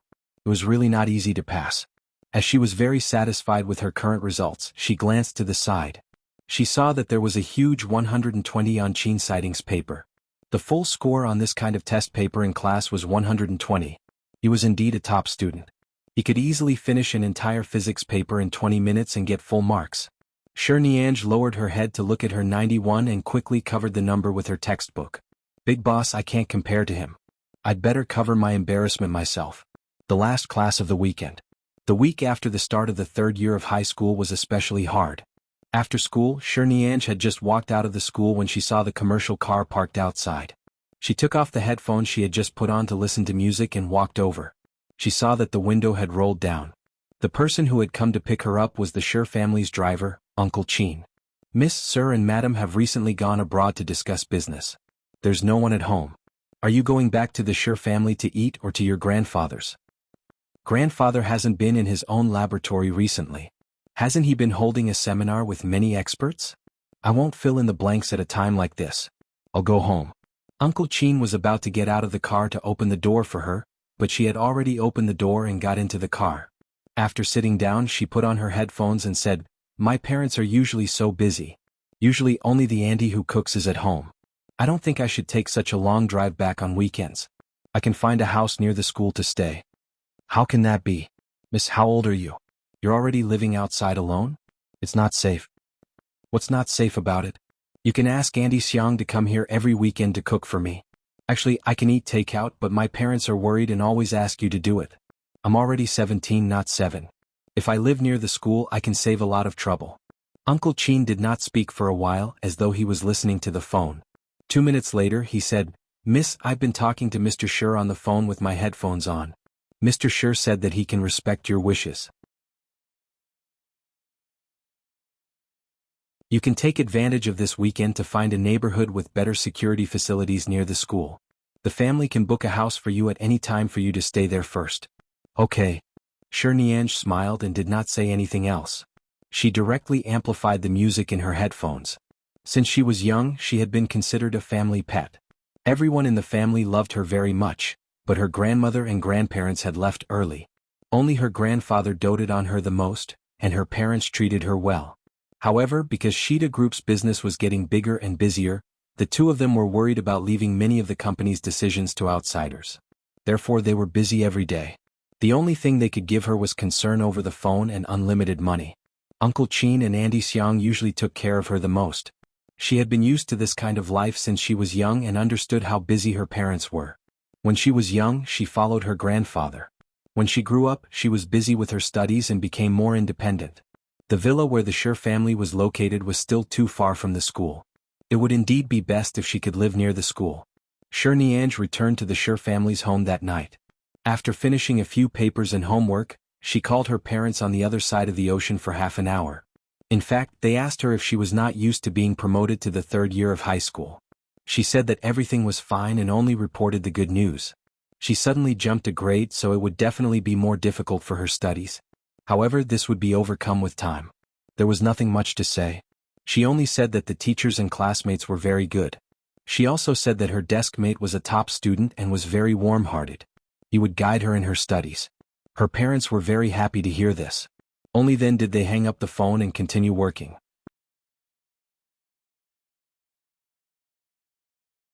Chapter 1440.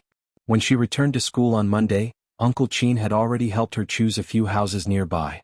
He handed her the map and location of the houses for her to choose. That afternoon, she had already chosen and sent a message to Uncle Chin, telling him about the house she had chosen. Uncle Chin said that they would immediately arrange for someone to clean up the existing renovations in the house. As this house had been newly renovated and had been resold not long ago, there was no need to renovate it. Uncle Chin said that he needed to test for formaldehyde and disinfect it. In another 4 to 5 days, which was the weekend, she could move in. It was rare that she did not pay much attention to Chin's sighting. After settling the matter in the afternoon, she turned to look at her desk mate and noticed that he did not seem to be in good spirits today. He would take the opportunity to sleep on the table. Furthermore, he was usually cold enough. Today it seemed like there was some hostility between his brows. He seemed to be in a bad mood, and the word "easily angered" seemed to be clearly written on his handsome and cold face. Perhaps because he didn't sleep well last night, his eyes looked more hazy than usual. When he occasionally lowered his head to look at a book, looking at his white eyelids, one could tell how bad his sleep was last night. There were 3 hours of self-study time in the evening. Sure Nianj went to buy a cup of hot milk before the self-study class. As soon as she returned, she saw that Chin Sighting was preparing to take advantage of the self-study class to rest for a while. She quickly went forward and placed the milk on the desk in front of him. A good-looking man could be seen through even the slightest movement between his brows. Chin Sighting expressionlessly looked at the milk on the table and then at her. Self-study at night will take more than 3 hours. You're so good at your studies. It's fine if you take an hour or two to sleep first. Drink some milk before sleeping. As Sure Nianj spoke, she touched the glass bottle of milk. The temperature is just right. I can drink it. Take it away. I won't drink it. His clear and cold voice was as distant as ever. He didn't sound like a classmate who had been sitting next to him for a week. Her teacher was right. When she sat next to him, she couldn't feel the slightest bit of classmate love. However, looking at his sleepy and hazy eyes, Cherniange felt that he looked especially harmless at this moment. She directly said, "Then I'll leave it here first. The teacher asked me to go to the office to make up for the second year's important lessons. I might not be around for the next 3 hours. If you're uncomfortable lying on the table, you can pull my chair over and lie down." With that, Cherniange smiled at him. Without waiting for him to speak, she picked up her books and papers and left. When she came back from the teacher's office an hour later with another set of papers, she saw that the bottle of milk was still in the corner in front of his desk. It hadn't been moved at all. The milk must be cold by now. He really didn't drink a single mouthful. However, he still placed it there and didn't throw it away. It could be considered that he didn't trample on her good intentions. He just didn't accept it. Cherniange walked over to pick up the papers. As she did so, she looked at him. She saw that he was lying on the desk as though he had fallen asleep. When he slept, his face was facing down. With his arm blocking it, she couldn't see his face clearly. She could only see the young man's clean ears and smooth and beautiful necklines. She picked up the bottle of milk and went to the supermarket downstairs. She asked the auntie in the supermarket to heat it up and then quickly took it back. When she returned to the classroom, the second hour of self-study had just ended. Perhaps because Hao Xiaoxia was too fat, he bumped into Qin Siding's desk and woke him up. Right now he was apologizing with a red face. Qin Siding's face was clearly filled with dissatisfaction from being woken up, but most of it was drowsiness. Hao Xiaoxia apologized by the side for a long time, but he did not speak. He did not even look at him, but his handsome brows were slightly furrowed. It was clear that he was unhappy that he had been disturbed. Seeing that Hao Xiaoxia was so frightened, Cherniange quickly walked over and shielded the little fatty behind her. She then waved her hand behind her, indicating for him to stop talking and leave first. However, Hao Xiaoxia refused to leave with a responsible expression. He even tugged at her. "I'm fine. I'll apologize to Almighty Qin properly. You don't have to worry about it. Can't you see that Almighty Qin is so sleepy right now? He doesn't have the energy to care about you at all." Hao Xiaoxia looked at Qin Siding again and felt that it was really the case. Just now he had subconsciously apologized, but Qin Siding really did not say a word. He did not even glare at him. He had just scared himself. The little fatty immediately scratched his head in embarrassment. "Then I'll go to the toilet first. I still have to study later." Go on, go on." After he left, Cherniange placed the milk that had just been warmed on Qin Siding's table. As she had returned in a hurry, the milk bottle was still a little hot. After standing here and talking for a long time, her palms were slightly red. She secretly pinched her palm and said, "If you think yogurt is unhealthy and don't like it, forget it. You have to drink hot milk. Drink some now. It'll help you sleep when you go home at night. I specially asked the auntie at the supermarket to heat it up again. Just accept my kindness, good desk mate." Perhaps it was because the word "good desk mate" carried a hint of praise or derision. Qin Siding still looked at her coldly. Just as he was about to let her take it away, he saw that her hand was slightly red. It was obvious that she had just been scalded. She even secretly held it up, trying to hide it. He retracted his gaze and looked at the milk on the table. He reached out to take it, opened it, and drank it. "Hey, be careful. It's a little hot." The moment Cherniange spoke, she saw that he had already finished it.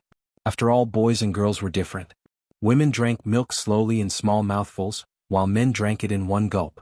Although Qin Siding looked handsome and refined, he was a cold, straight man in his bones. He either didn't drink it or he drank it in one gulp. Although it was a little hot, it had been a long time since he had brought it from the supermarket. No matter how hot it was, it wouldn't burn his mouth. He expressionlessly threw the empty milk bottle into the trash can 2 meters behind his seat and glanced at her. "Is that all right?" When she met his gaze, Cherniange's heart began to pound uncontrollably again. Looking at his rosy face that had just drunk the hot milk, she suddenly chuckled and nodded foolishly. "Then go to sleep. I'll continue to go to the teacher's side to make up for my lessons." Qin Siding did not speak. He retracted his gaze and picked up the papers. It was clear that he did not plan on sleeping anymore. "So good, look. It's really good." He was even willing to drink the milk she gave him. Even though he was still so cold and cheerless from beginning to end, at least he had taken a big step forward.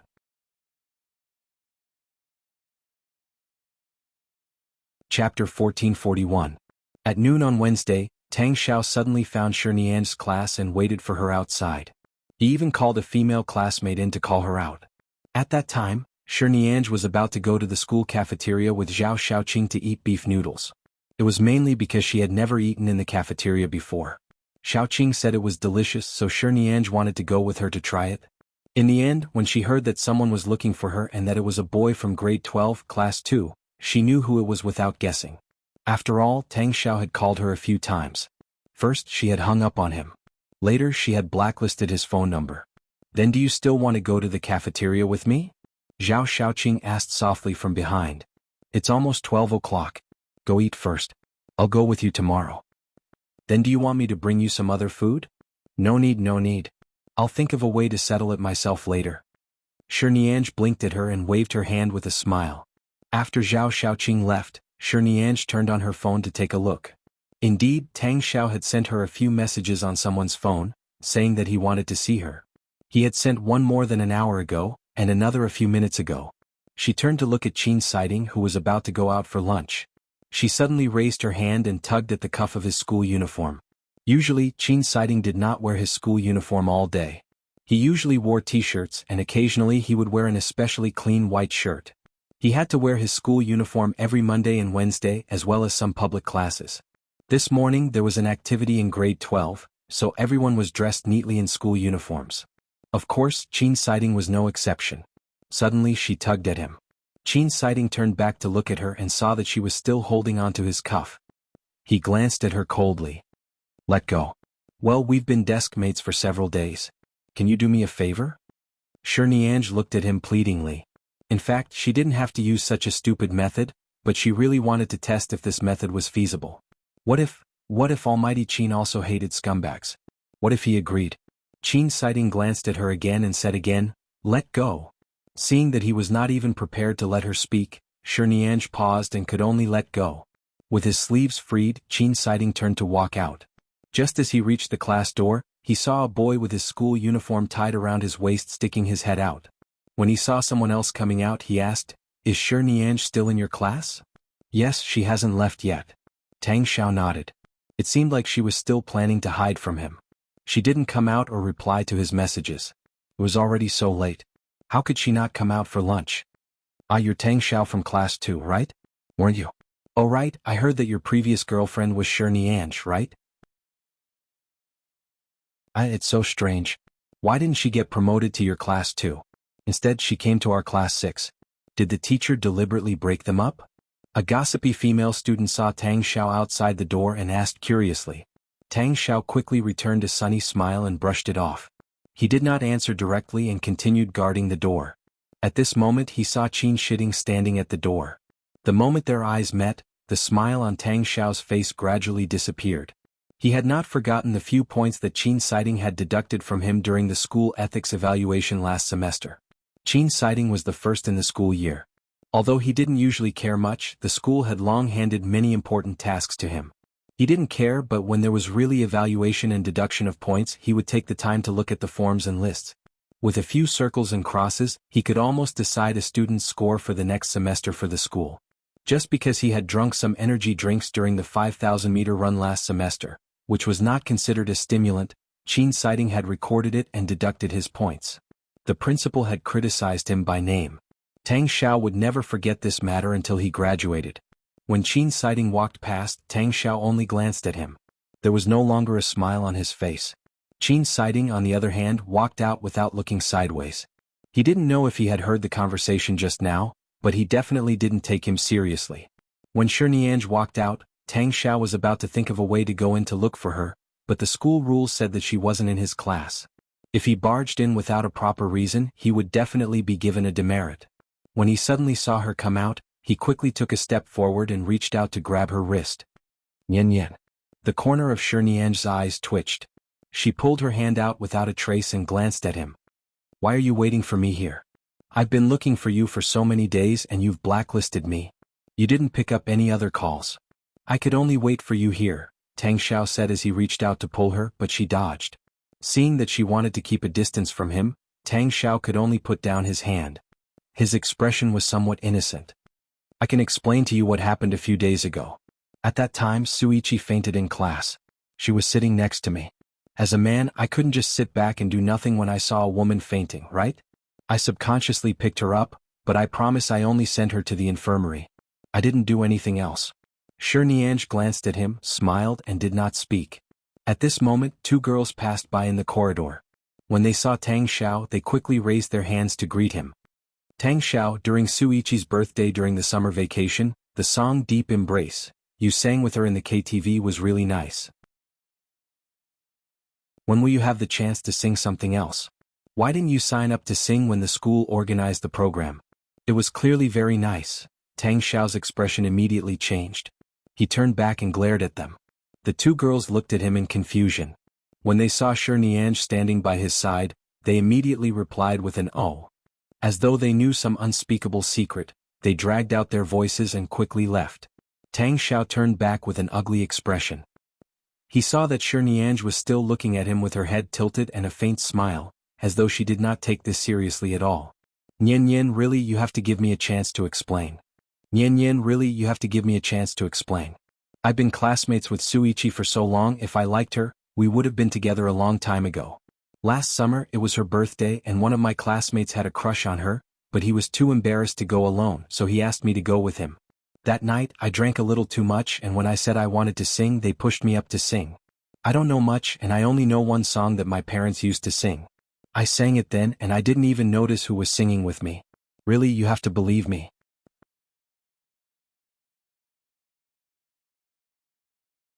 Chapter 1442. It doesn't matter if you believe me or not. What's important is that we've already broken up. I didn't quarrel with you or blame you. I just feel that we're not suitable. Is there a problem with breaking up peacefully?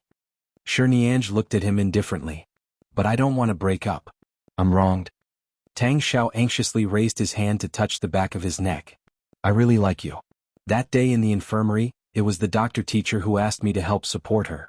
That's why I didn't have time to call you to make things clear. You can't break up with me because of this misunderstanding. It's not fair to me. Tang Xiao, for the sake of our two families, let's be rational. We'll part on good terms. It's best not to make things too awkward. If we break up, so be it. I don't want too much nonsense and entanglement.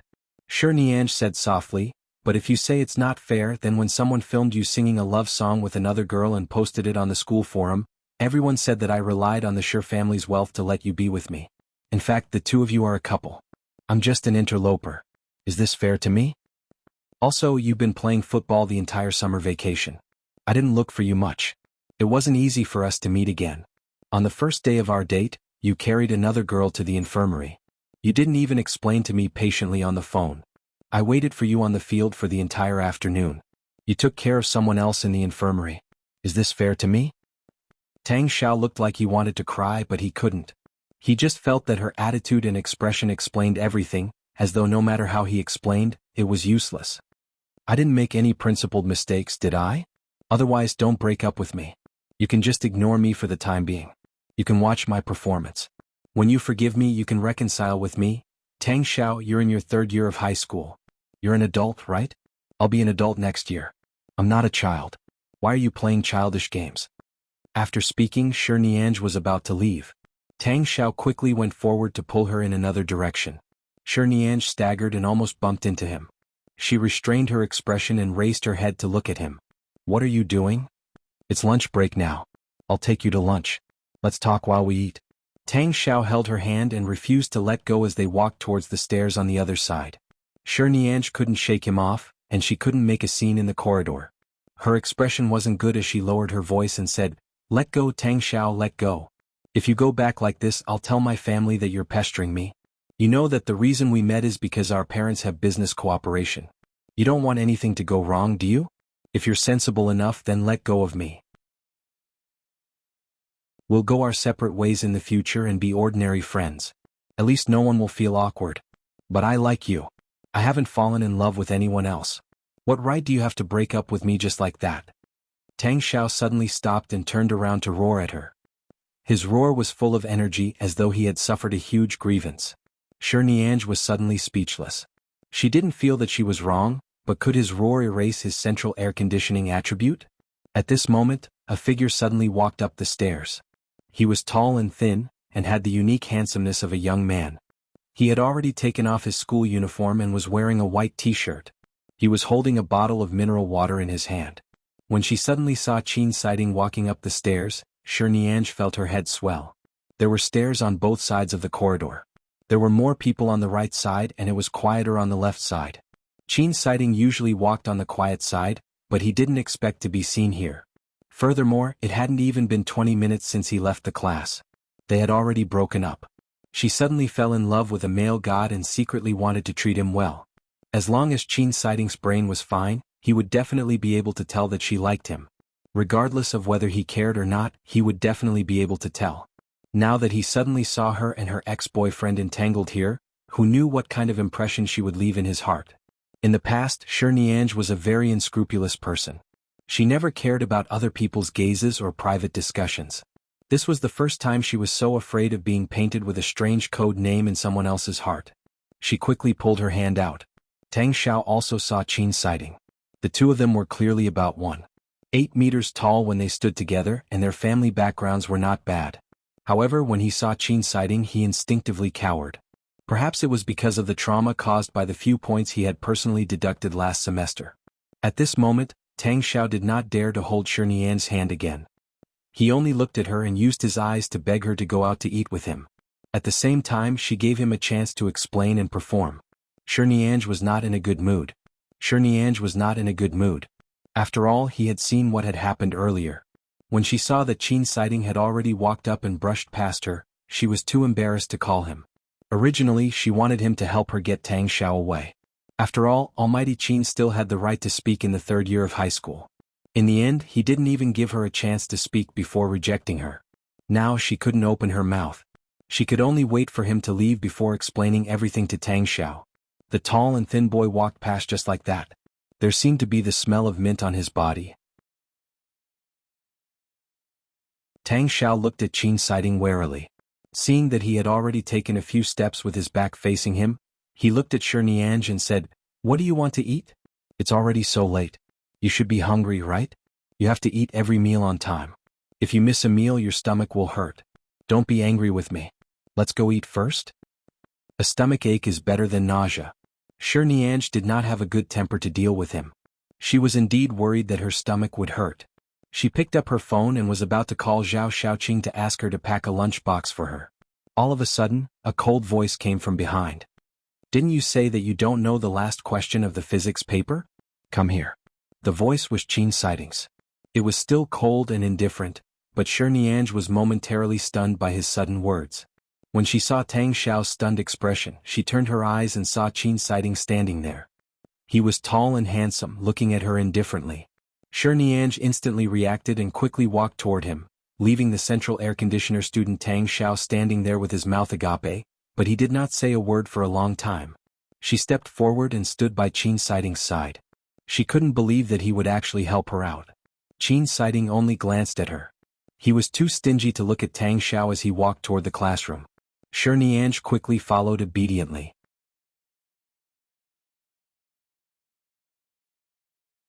Chapter 1443.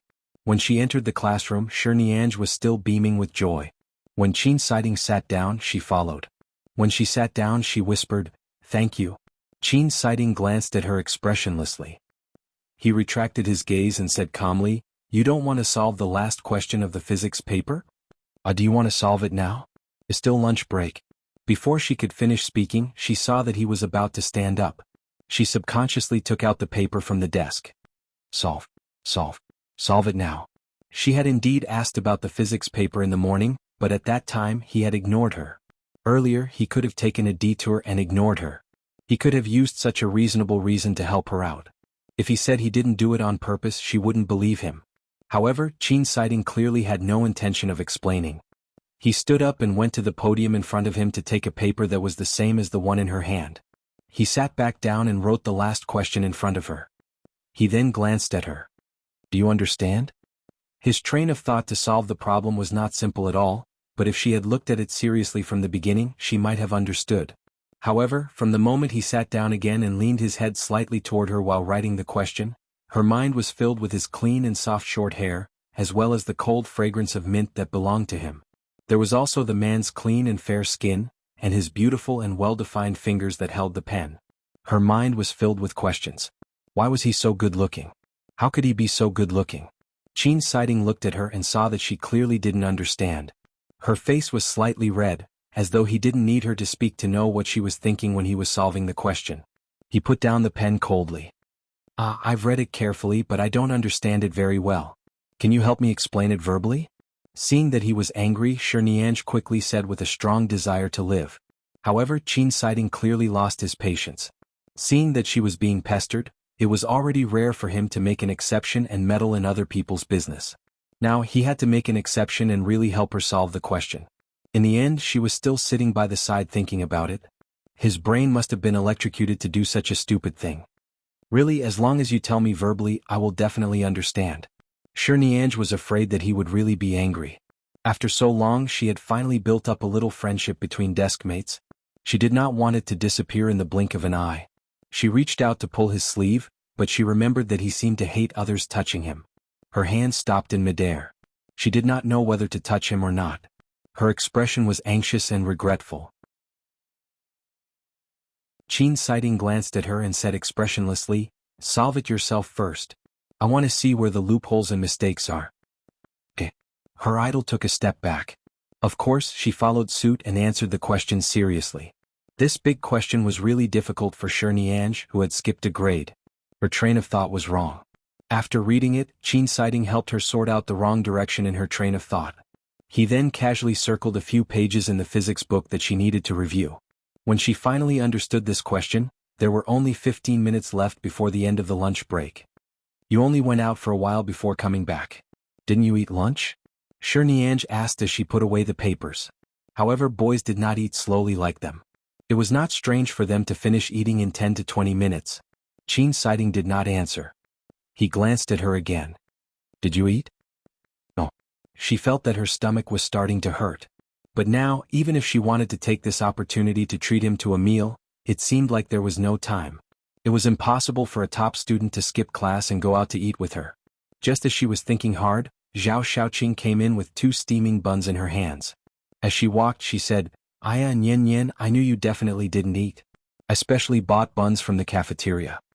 As Zhao Xiaoqing spoke, she quickly placed the buns on Shinianj's desk. Shinianj was almost grateful to Zhao Xiaoqing. She gratefully picked up the meat bun and began to nibble on it. As she nibbled, she mumbled, "Xiaoqing, I will never forget your kindness. Don't forget it.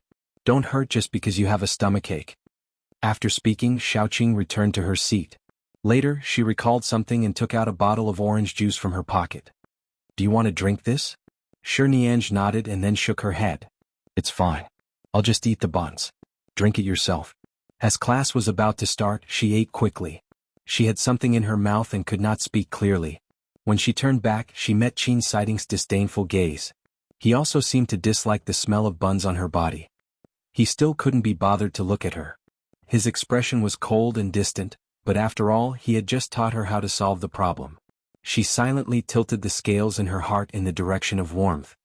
Although he had a bad temper, he was actually quite warm inside. Seeing the obvious disdain on his cold expression, Shinianj coughed. Shinianj quickly finished the remaining half of the bun in a few bites. Thankfully, the bun was not big. Otherwise, with her appetite, she might not be able to finish 2 buns.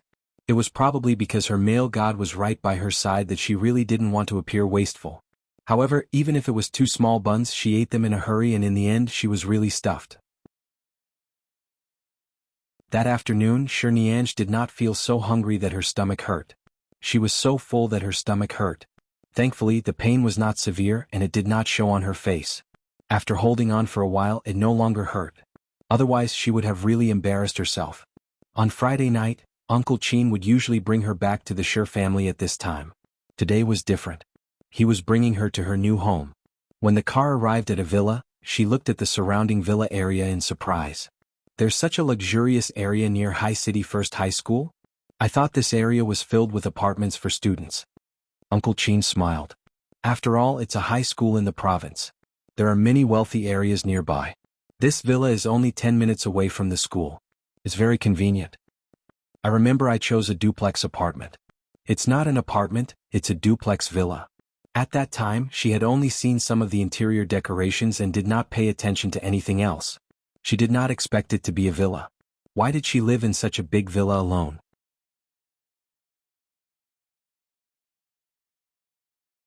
Chapter 1444. This villa was just built last year. At that time, the construction company had a lot of investments from the 4 big families in High City. They were quite rich, so they booked this land to build a villa. The original owner of the villa you chose was one of the developers. However, he had too many properties under his name, so he sold it. The decoration is indeed not bad. No one has lived in it before. I've also hired someone to test it. The air, humidity and other aspects are up to standard. You can live in it with peace of mind. After Uncle Chin finished speaking, he drove the car to the courtyard of the villa. Shirniange wouldn't even mind sleeping on the foldable bed in the laboratory with her grandfather. She would never be picky about these external things. However, Uncle Chin had the mission to take care of her after all. He was always so careful and serious. She did not say much and only nodded. She glanced at the villa inside. Not bad. It's not as exaggerated and luxurious as the Shir families. The small villa is quite exquisite. Miss, it's because you have good taste. After all, you chose it yourself. Shirniange smiled.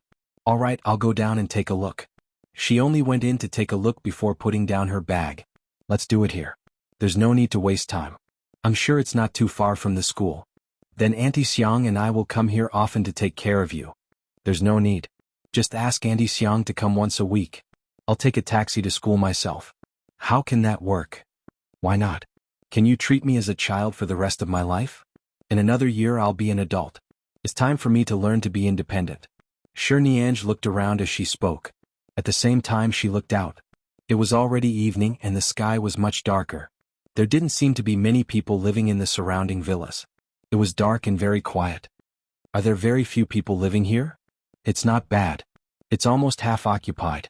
However, the 2 buildings opposite seem to be empty and unsold. Or perhaps no one moved in after they were sold. Shirniange nodded and retracted her gaze to continue touring her new house. Then she began the sad homework and revision life of a third-year high school student. On the first day in the new house, she spent it in a sea of books. On Monday, Auntie Xiang went to Lishui Villa to personally make a lot of walnut cakes for her.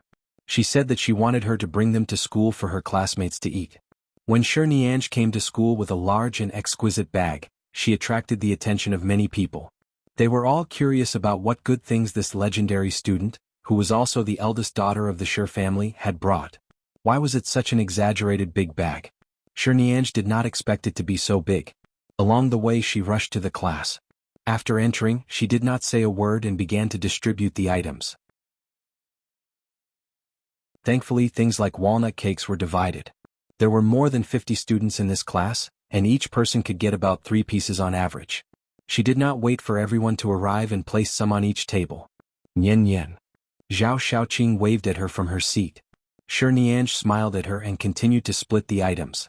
As she did so, she said, "Why are you here so early?" "I'm on duty today." As Zhao Shaoqing spoke, she came over to help her distribute. As she did so, she praised her for quickly becoming familiar with her classmates. She praised Shirniange for her good personality and said that she was always too shy and would blush when talking to others. Shirniange smiled and chatted with her for a while. She then accompanied Zhao Shaoqing to wipe the floor. After tidying up, almost everyone had arrived. The 2 of them returned to their seats. Shirniange casually explained the matter of the walnut cakes to everyone. She only said that it was made by her relatives and was very delicious. She could not finish it herself, so she distributed it to everyone. Everyone was quite happy. However, Shirniange was unhappy today. She had been looking at the 3 pieces of walnut cakes on her deskmate's table for the entire morning. Zhao Shaoqing gently poked her back with a pen and whispered, "Come back to your senses. Don't be in a daze. Why are you looking to the side?"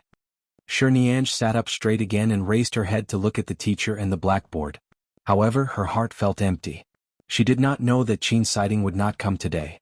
She had thought that after the weekend she would be able to sit with her male god again on Monday. However, he was not here today. Hao Xiuxia said that there was a physics competition in the province today. Almighty Qin was representing the entire province where High City was located. His competitors were all famous top students in the country. The competition would take at least 3 to 4 days. He would definitely not be here for the next few days. It had been hard on Shirniange for the past 3 to 4 days. Qin's sighting was the reason why she could support herself to come to school with hope every day. As long as she thought of a tall, fair, good-looking, and top student sitting by her side, she would be filled with motivation. No matter how difficult the lessons were, she would be willing to make up for it. However, he was not around these few days. Even Zhao Xiaoqing and Hao Xiuxia realized that in the past few days when Qin Sighting was not around, Shi Niange was especially listless. Even when the teacher asked her to go to the office to make up for the lesson, she had a sad expression on her face. She was not as motivated as usual.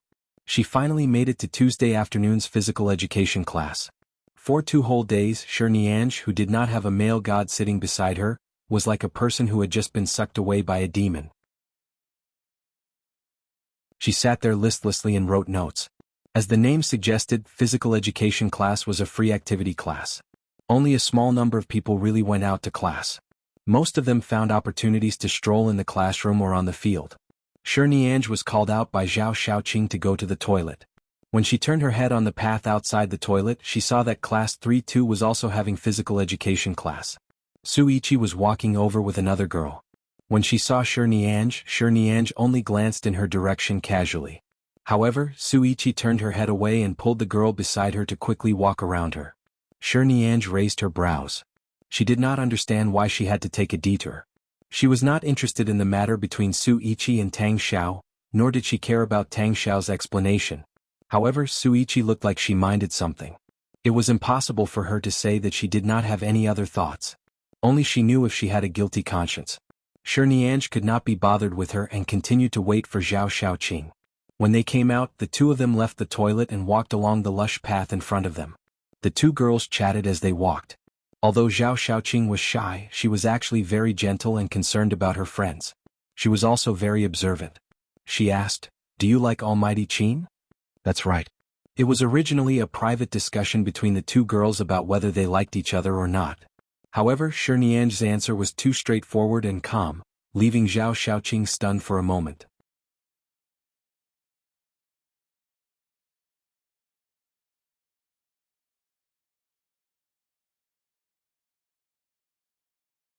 Chapter 1445. Zhao Xiaoqing said in surprise, "When you were with Tang Xiao, didn't you never hide it?" "That's why many people know. There's nothing to hide. At our age, it's normal for us to like anyone." "Do your parents know?" "I know. They are more open-minded about my matters, including if I want to have a boyfriend and have someone I like, I can tell them." "Wow, then your parents are so nice." "Tang Xiao's parents have some business dealings with my parents, but we haven't spent much time together. It's already over." "Why?" "Many people know that you dated Tang Xiao in the past. As for Almighty Qin, it doesn't matter if he knows or not because I feel that he doesn't seem to be interested in what others say. However, it's not good for you to have such rumors." As Zhao Xiaoqing spoke, she turned back to look in the direction of the toilet. She then leaned close to her ear and said, "I didn't remember this, but I remembered when I saw Suichi from class 2. "What rumors?" Shi Niange was slightly surprised. "Suichi told the girls in her class that it's because your family background is too good and your personality is too strong. You suppress Tang Xiao everywhere. Tang Xiao doesn't like your personality and gradually ignores you. Then because he brought her to the infirmary once, you fell out with Tang Xiao. You were jealous and split up, saying that she was innocent or something." Hearing this, Shi Niange did not say anything.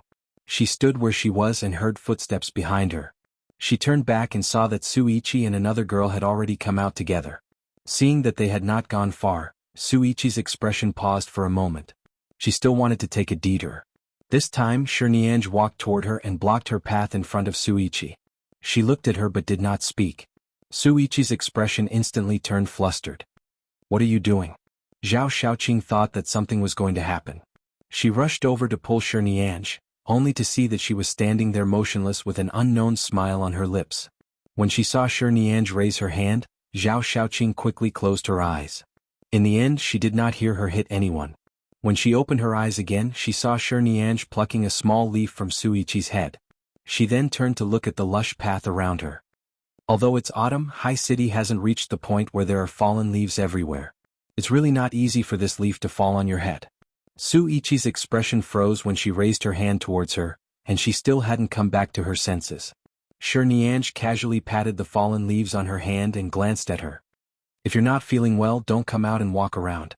The wind has been quite strong these few days. Suichi stared at her blankly for a long time, and the girl next to her also tugged at her arm nervously. The two of them hurried away with ugly expressions on their faces. After he walked away, Zhao Shaoqing quickly came over. You scared me to death. I thought you were going to hit her. Why would I hit her? To deal with such a person, hitting her is helping her. Shi Niange looked indifferent. She's afraid of me, so she only dares to gossip behind her back to clear her name of stealing someone else's boyfriend. Anyway, I don't have any feelings for Tang Xiao. She can do whatever she wants as long as she doesn't touch my bottom line. Zhao Shaoqing looked at her in confusion.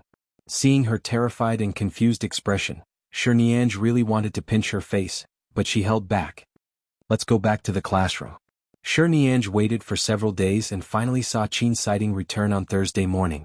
The tall and thin boy held a black shoulder bag in one hand and sat expressionlessly by her side. Shi Niange's heart, which she thought would be very calm, began to beat wildly for a while.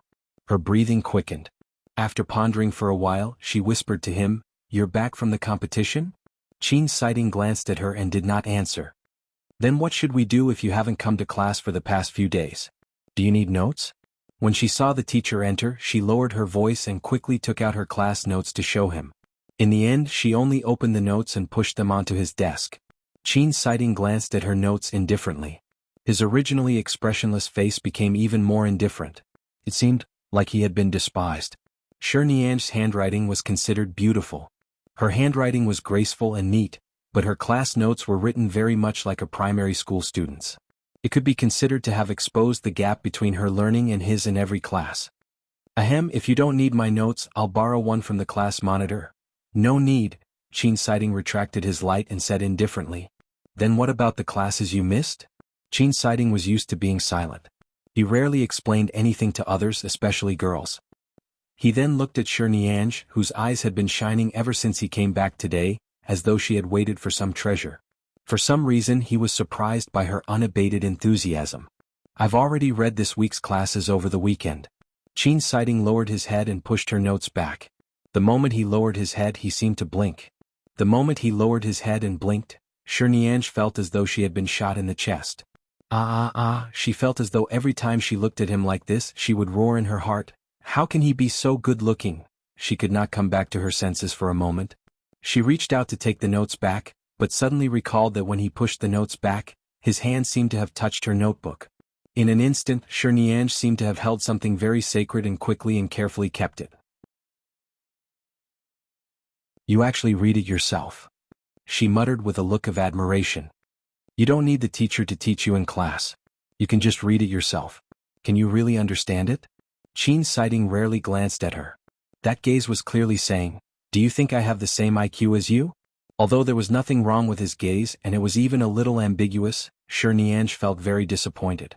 All sorts of pink bubbles began to appear in her heart. In the past he would not even bother with her words. Even though he was still cold and silent, he was at least used to her as his deskmate. Occasionally he would even throw her a look. As long as she persevered a little longer, he would become more and more accustomed to her existence. In the future he might really become good friends with her. As a male god, she liked him, but she did not dare to ask for too much. She did not dare to blaspheme him mentally. However, if they could be friends, they could often talk and chat in the future. If he could smile at her, she would probably ascend to the heavens.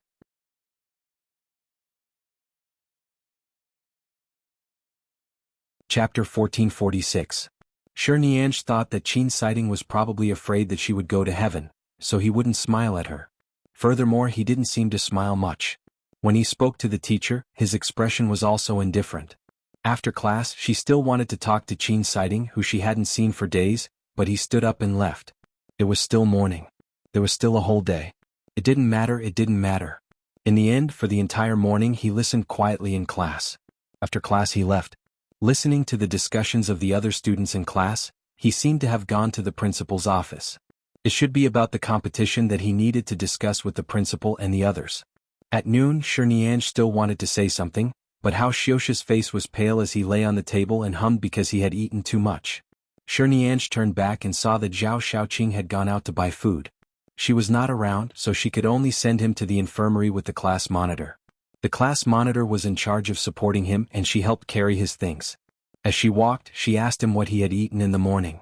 After asking, she found out that this little fatty had eaten 6 meat buns in one go before coming to school in the morning.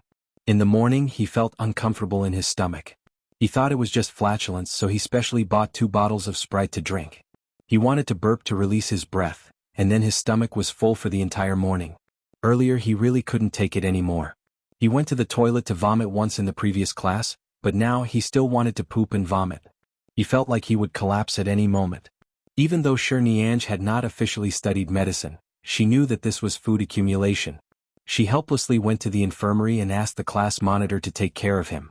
She went to look for the infirmary teacher who was eating in the office. After explaining the situation, the teacher came over to take a look and confirmed that it was indeed food accumulation. He needed to rest in bed and take medicine. If it was too serious, he might have to go to the small hospital outside the school for an injection. The class monitor felt that there was no need for Shirniange, a girl, to follow, so he volunteered to go and let her return to class first. Shirniange helped send him to the hospital outside the school and then returned. When she walked back to the school gate, she suddenly saw a familiar figure from the corner of her eye. She turned around and saw Qin Siding walking out of the school gate. Right now he was not wearing his school uniform and there was no one by his side. She only knew that he seemed to have a good relationship with a brother in school, but they were not in the same class. Furthermore, he was usually too busy and did not have time to gather in school. She was looking in his direction. Qin Siding had already walked to the parking lot outside the school. She observed from afar and saw that there seemed to be a black car parked there. After he walked over, someone came down to open the car door and respectfully invited him in. After he got in, the car door closed and he disappeared. It was probably the Qin family's car. He parked it in a corner of the parking lot. He just waited there and didn't go into the school to alert the teachers and students. He was very low-key. Shirniange recalled how Xiosha's pale and pained expression earlier. Although the teacher had prescribed a digestive tablet for him, it was clearly still too uncomfortable. She glanced in the direction of the car and turned to enter the pharmacy to see if there were any other medicines that could relieve the pain of indigestion. There were many kinds of Janwei Shaosher tablets in the pharmacy. She knew about the drugs and some scientific names. After standing in front of a row of drugs for more than 10 minutes, she was about to pick up a drug from a well-known pharmaceutical factory when another person came into the pharmacy. Is there any medicine that can relieve cholecystitis? Shirniange did not turn back. After all, he was not asking her. However, when she turned around, she suddenly saw the person who had just entered in a small mirror in the middle of the pharmacy. She immediately turned back to look at him. Wasn't this the person who had helped Qin Siding drive in the parking lot? From his clothes, he should be the Qin family's driver or butler. Cholecystitis? Is it suddenly very painful? The person at the pharmacy counter asked. Yes, our madam was in the car when her cholecystitis suddenly flared up. Her face turned pale and she said she was dizzy. Then, her stomach and gallbladder felt uncomfortable. The pain was very serious. After Shirniange heard this, she did not speak because she heard him say madam. Could it be that there was someone else in the car? Qin Siding's mother? Wow, she was so envious of people who could see their parents often. She had thought that someone like Qin Siding, who was cold and unsociable, was like her, who often did not have parents by her side. In the end, Mrs. Qin would come to school to visit him. She was really envious. The driver left in a hurry after buying the medicine. Earlier, Shirniange had seen the shop assistant in the pharmacy take out the most expensive medicine on the counter and give it to him. She guessed that he had heard about the car or the madam and felt that the other party was rich. Furthermore, in a pharmacy, no matter how effective the medicine was, as long as it was written on it, as long as the price was expensive and the commission was high, they would definitely take out the expensive ones to sell. Shirniange did not say anything. She only placed the medicine she had chosen on the counter. She then turned around and bent down to pick up the second last row of medicine. She brought it over to pay the bill. The shop assistant saw the medicine she was holding and asked curiously, "Didn't you say you were buying medicine for your classmate? Your classmate has cholecystitis at such a young age?" Shirniange did not answer. After paying, she went out. She first sent the medicine to House Xiosha and the class monitor before walking to the parking lot to the black RV. She stood there for a while and did not suddenly knock on the car door. The driver recognized her and rolled down the window to look at her. "Little girl? You've been looking in this way. Is something the matter? I think I saw you at the pharmacy earlier." Shirniange then walked over. "Uncle, I'm Qin Siding's classmate. Just now, I heard that someone here seems to have a serious case of cholecystitis. I've learned some medical and pharmacology from grandfather. The box of medicine you bought earlier wasn't very effective, so I bought this and sent it over." Just as she finished speaking, the car door behind her opened. Qin Siding and a well-maintained middle-aged woman were sitting in the back. Qin Siding glanced at her.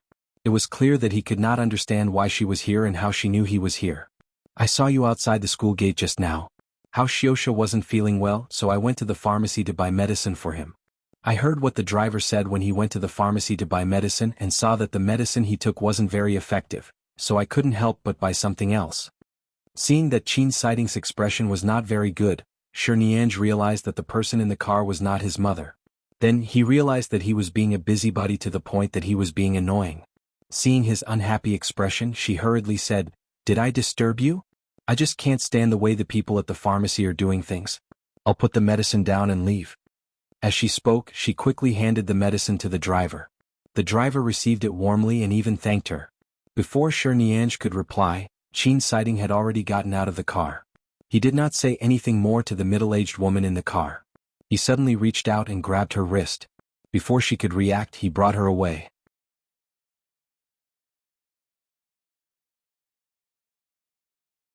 Chapter 1447. Shinianj felt a very clean and warm feeling on her wrist. The cold, tall and thin boy was almost a head taller than her. She was clearly 1.66 meters tall, but Qin Siding looked like he was really more than 1.85 meters tall. Clearly, she had only taken a quick glance at him. Now that she was pulled away by him and followed behind him, she realized that he was really tall. After being pulled away, she only had time to turn back to look in the direction of the driver. She did not speak again. She was brought by the strong force on her wrist to the walking path under the high wall outside the school. There were students from other classes coming and going on both sides. They seemed to have seen that she was holding Qin Siding's hand. They had already sent many curious, surprised and gossipy gazes over. Qin Siding retracted his hand and looked at her indifferently. "What exactly do you want?" At this moment, he maintained a distance of 2 or 3 people from her, as though the person who had led her here was not him. Shinianj still felt that her wrist was warm. This warmth spread all the way to the bottom of her heart. She inadvertently touched her wrist again and raised her eyes to meet his cold gaze. Was the person in the car earlier an auntie? Qin Siding glanced at her coldly. "Yes. I really just happened to see you in that car and saw Uncle Driver buy medicine. You know why I skipped a grade to year 3? I know pharmacology. I was afraid that if Auntie took that medicine, it wouldn't have any effect and would hurt even more, so I bought the medicine and sent it over. I don't have any other intentions. If my actions have disturbed you, I apologize. I won't do it again." Shinianj now felt that although she had good intentions, she was indeed too abrupt. She also regretted her rashness. Qin Siding took out a black wallet. "How much is the medicine?" The sincere apology and smile on Shinianj's face instantly disappeared. He was drawing a clear line between them. He did not intend to owe her a single cent. "There's no need. I even dirtied your shirt last time. Compared to your shirt, the money for my small box of medicine shouldn't be much." Qin Siding paused as though he had recalled the matter of the shirt because of her words. He placed the wallet back and said lightly, "All right, we're even." As soon as he finished speaking, he turned around and left. He had no intention of continuing to speak with her. "Hey, hello. We've been desk mates for a long time. You don't have to keep pushing me away, do you? We're all classmates and we don't have any goals. Can't we just be friends?" Shinianj quickly followed him without hesitation. She walked quickly behind the boy and said, "Communicating normally once in a while is better than looking at each other coldly every day, right?" Qin Siding did not turn back. Shinianj continued to follow unwillingly until they reached the school gate. The students who had bought lunch nearby all looked in their direction. Qin Siding's name was already very famous in this school. Other than her, who used to be a little fool who didn't care about the outside world, there was really no one who didn't know him. Shinianj was also famous because of this special case of skipping a grade. The two of them walked outside the school gates one after another, inevitably attracting attention. He still did not turn back as though he did not hear it all. Shinianj had no choice but to quickly step forward to hold his arm. She almost held onto his arm and tugged at him forcefully. "If you really want to be even, that's fine. Let's not talk about the money, but I missed my lunch break to help Auntie buy medicine. It's almost time for class and I haven't eaten yet. You owe me a meal." find a chance to return it. Qin Siding paused and turned to look at her as though she was crazy. He then looked at her hand that was holding his arm. He did not respond to her suggestion and his eyes were filled with displeasure. His voice was cold as the autumn night. Let go. She did not let go, but her desire to live was strong. How about this? Forget about treating me to a meal. My requirements aren't that harsh. You know that I skipped a grade. I've fallen behind in many of my sophomore classes. No matter how much time the teacher takes to help me with my tutoring, I still fall behind a lot. It's very difficult for me to study now. I'll go to the school library in the afternoon. Come with me. Qin Siding's brows were already filled with impatience. He looked at her coldly and did not speak. Seeing that he had no intention of leaving immediately, Shinianj slowly retracted her hand. However, she still carefully tugged on his sleeve. Based on your experience, go to the library and help me find a book that's suitable for me to read right now. It's fine as long as it's a book that can help me quickly make up for my lessons. I swear I won't take up more than half an hour of your time. Just go during self-study in the afternoon, okay? He still did not speak. She gently tugged on his sleeve again. 15 minutes is fine. You can help me find a few books and leave immediately. There's no need for you to accompany me there. Isn't that enough? After all, we're classmates and deskmates. Even without today's incident, you should help me on account of our deskmates' friendship. Otherwise, you're the top student in the school year, and you're sitting next to a flunky who hasn't even finished her second-year classes. It won't be good for you. You can change your seat. After saying that, he pulled out his sleeve and left without anyone noticing. Shinianj, this kind of person who was unmoved by force or persuasion was really difficult to get along with. She recalled her teacher's words again. How long could he last? She looked at the boy's straight and cold back and took a deep breath. Forget it. He was so handsome. So what if he had a little personality? So what if he was a little cold? Aloofness was the standard of a male god. Forgive him, and forgive him. In the afternoon, during self-study time, it was the teacher who suggested that Shinianj go to the school library to find books to read. She really had to go. She turned back and saw that Hao Xiuxi's seat was empty. He was still lying in the small hospital and had yet to return. Zhao Xiaoqing was buried in her weekend homework alone, so she couldn't disturb her. She could only go by herself. The school library wasn't small and it wasn't easy to find books.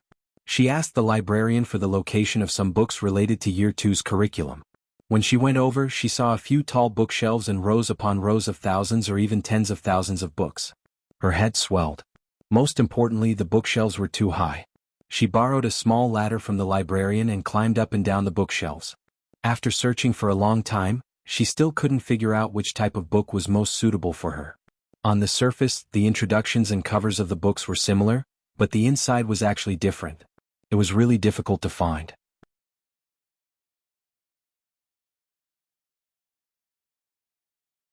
Chapter 1448.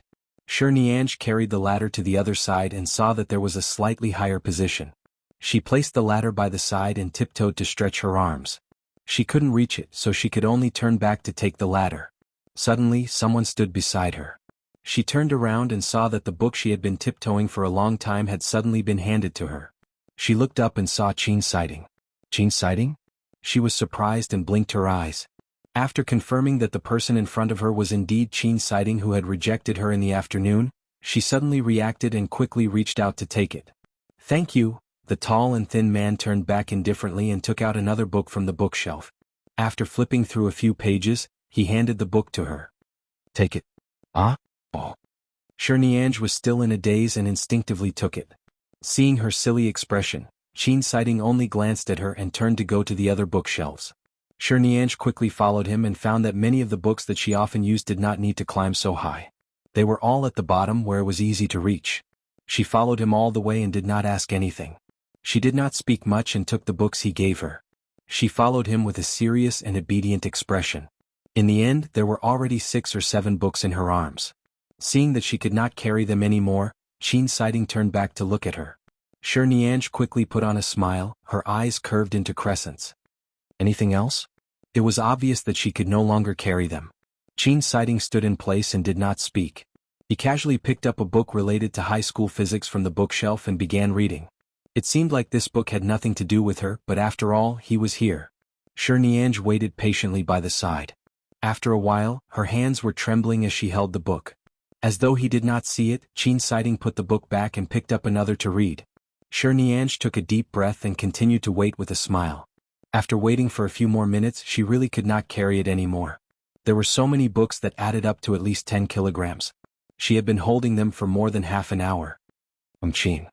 The name was at the tip of her tongue, but she suddenly did not know how to call him.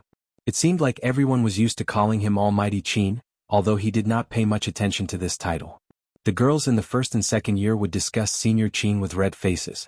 As for her, it seemed like she could call him Senior, but it did not seem appropriate. She also felt awkward calling him Almighty Qin. How about calling him Deskmate? It seemed too childish. Just as she was thinking, the boy's cold and clear voice sounded. Qin Siding. She abruptly came back to her senses and looked at him. She saw that he was still standing by the bookshelf, reading a Year 3 physics book. His eyelids did not even lift, but the voice just now was definitely directed at her. She quickly said, "And Qin Siding, do I have enough books?" The boy standing by the bookshelf did not answer, as though he did not hear her. After about 2 minutes, Shi Nianj planned to place the book on the table at the back. Just as she took half a step back, Qin Siding closed the book in his hand and glanced at her indifferently. She immediately stopped in her tracks. "Why are you sitting next to me?" he asked. Shi Nianj looked at him. "Because your grades are good. You're the top student in the school year. I jumped a grade from the second year of high school and need a top student by my side to help me. Just like now, when I don't know what to read, you'll help me look for it. This way my grades will definitely be fine." Qin Siding looked at her coldly. It was clear that he had no patience for her nonsense. She swallowed and could only cough. "Because you're good looking." The tall, skinny boy raised his brows and looked at her again. Shi Nianj's expression was a little timid, but there was a hint of calmness in her timidity. "Everyone loves beauty. Who doesn't like good-looking people, don't you think? When I'm too sleepy or bored in class, I just need to turn to look at you and I'll immediately be energized." Qin Siding looked at her indifferently and did not speak. Shi Nianj did not know if she was being rude, but he did not like to hear lies. To be honest, if he felt that there was a problem, he could only blame himself for being too difficult to please. He placed the book back on the bookshelf and walked up to her expressionlessly. He picked up the 5 books in her hand and left only one in her hand. He turned to walk out. "Let's go." Shi Nianj looked at the thinnest book in her hand and then at the especially thick books in his hand. Her lips curved up and she quickly followed. Just as the two of them were about to walk out of the bookshelf, the bucket of water by the feet of an auntie who was cleaning in the library suddenly flipped over and dripped all over the ground. The librarians by the side saw it and rushed over in fright when they saw that the books at the bottom of the bookshelf were about to be wet. In the end, because they were too anxious when they rushed over, they did not notice that there were 2 students under the bookshelf. They bumped into the ladder that Shi Nianj had placed in front of them, and the ladder fell toward Qin Siding. Qin Siding turned to see it. Just as he was about to dodge, he heard a low cry from behind. "Be careful." In the next moment, just as he was about to dodge to the side, Shi Nianj hugged him from behind and quickly pushed him under the bookshelf. The girl who was a head shorter than him decisively pounced in front of him and pressed him against the bookshelf in a protective manner. The ladder fell by their feet, making a moderate sound. The librarian was so frightened that he rushed over to support the ladder, complaining that the cleaning auntie was so careless. Qin Siding and Shi Nianj, who were under the bookshelf, were silent. Shi Nianj, who realized that she had hugged her male god and even pushed him against the wall. Qin Siding, who realized that not only had he been pressed against the bookshelf by a girl in a protective manner, but the girl's entire body, including her chest, was pressed against him. In the eyes of others, the two of them looked like they were secretly hugging in the library. When the librarian picked up the ladder, she glanced over and left. She clicked her tongue and whispered to the auntie beside her, "Young people nowadays, they're only in their 3rd year of high school and they're already secretly dating. They actually came to the library for a secret date." Shi Nianj's reaction was very fast earlier, but now her reaction was completely sluggish. Especially when she heard the auntie's whispered words, her face turned red without giving her any face. She felt the heat extend to her ears. Liking a male god was a feeling. This feeling of hugging a male god was very different.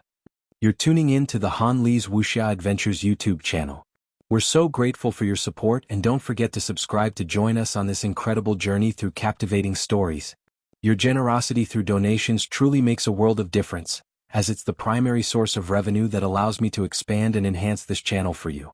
Thank you from the bottom of my heart for being a part of this adventure.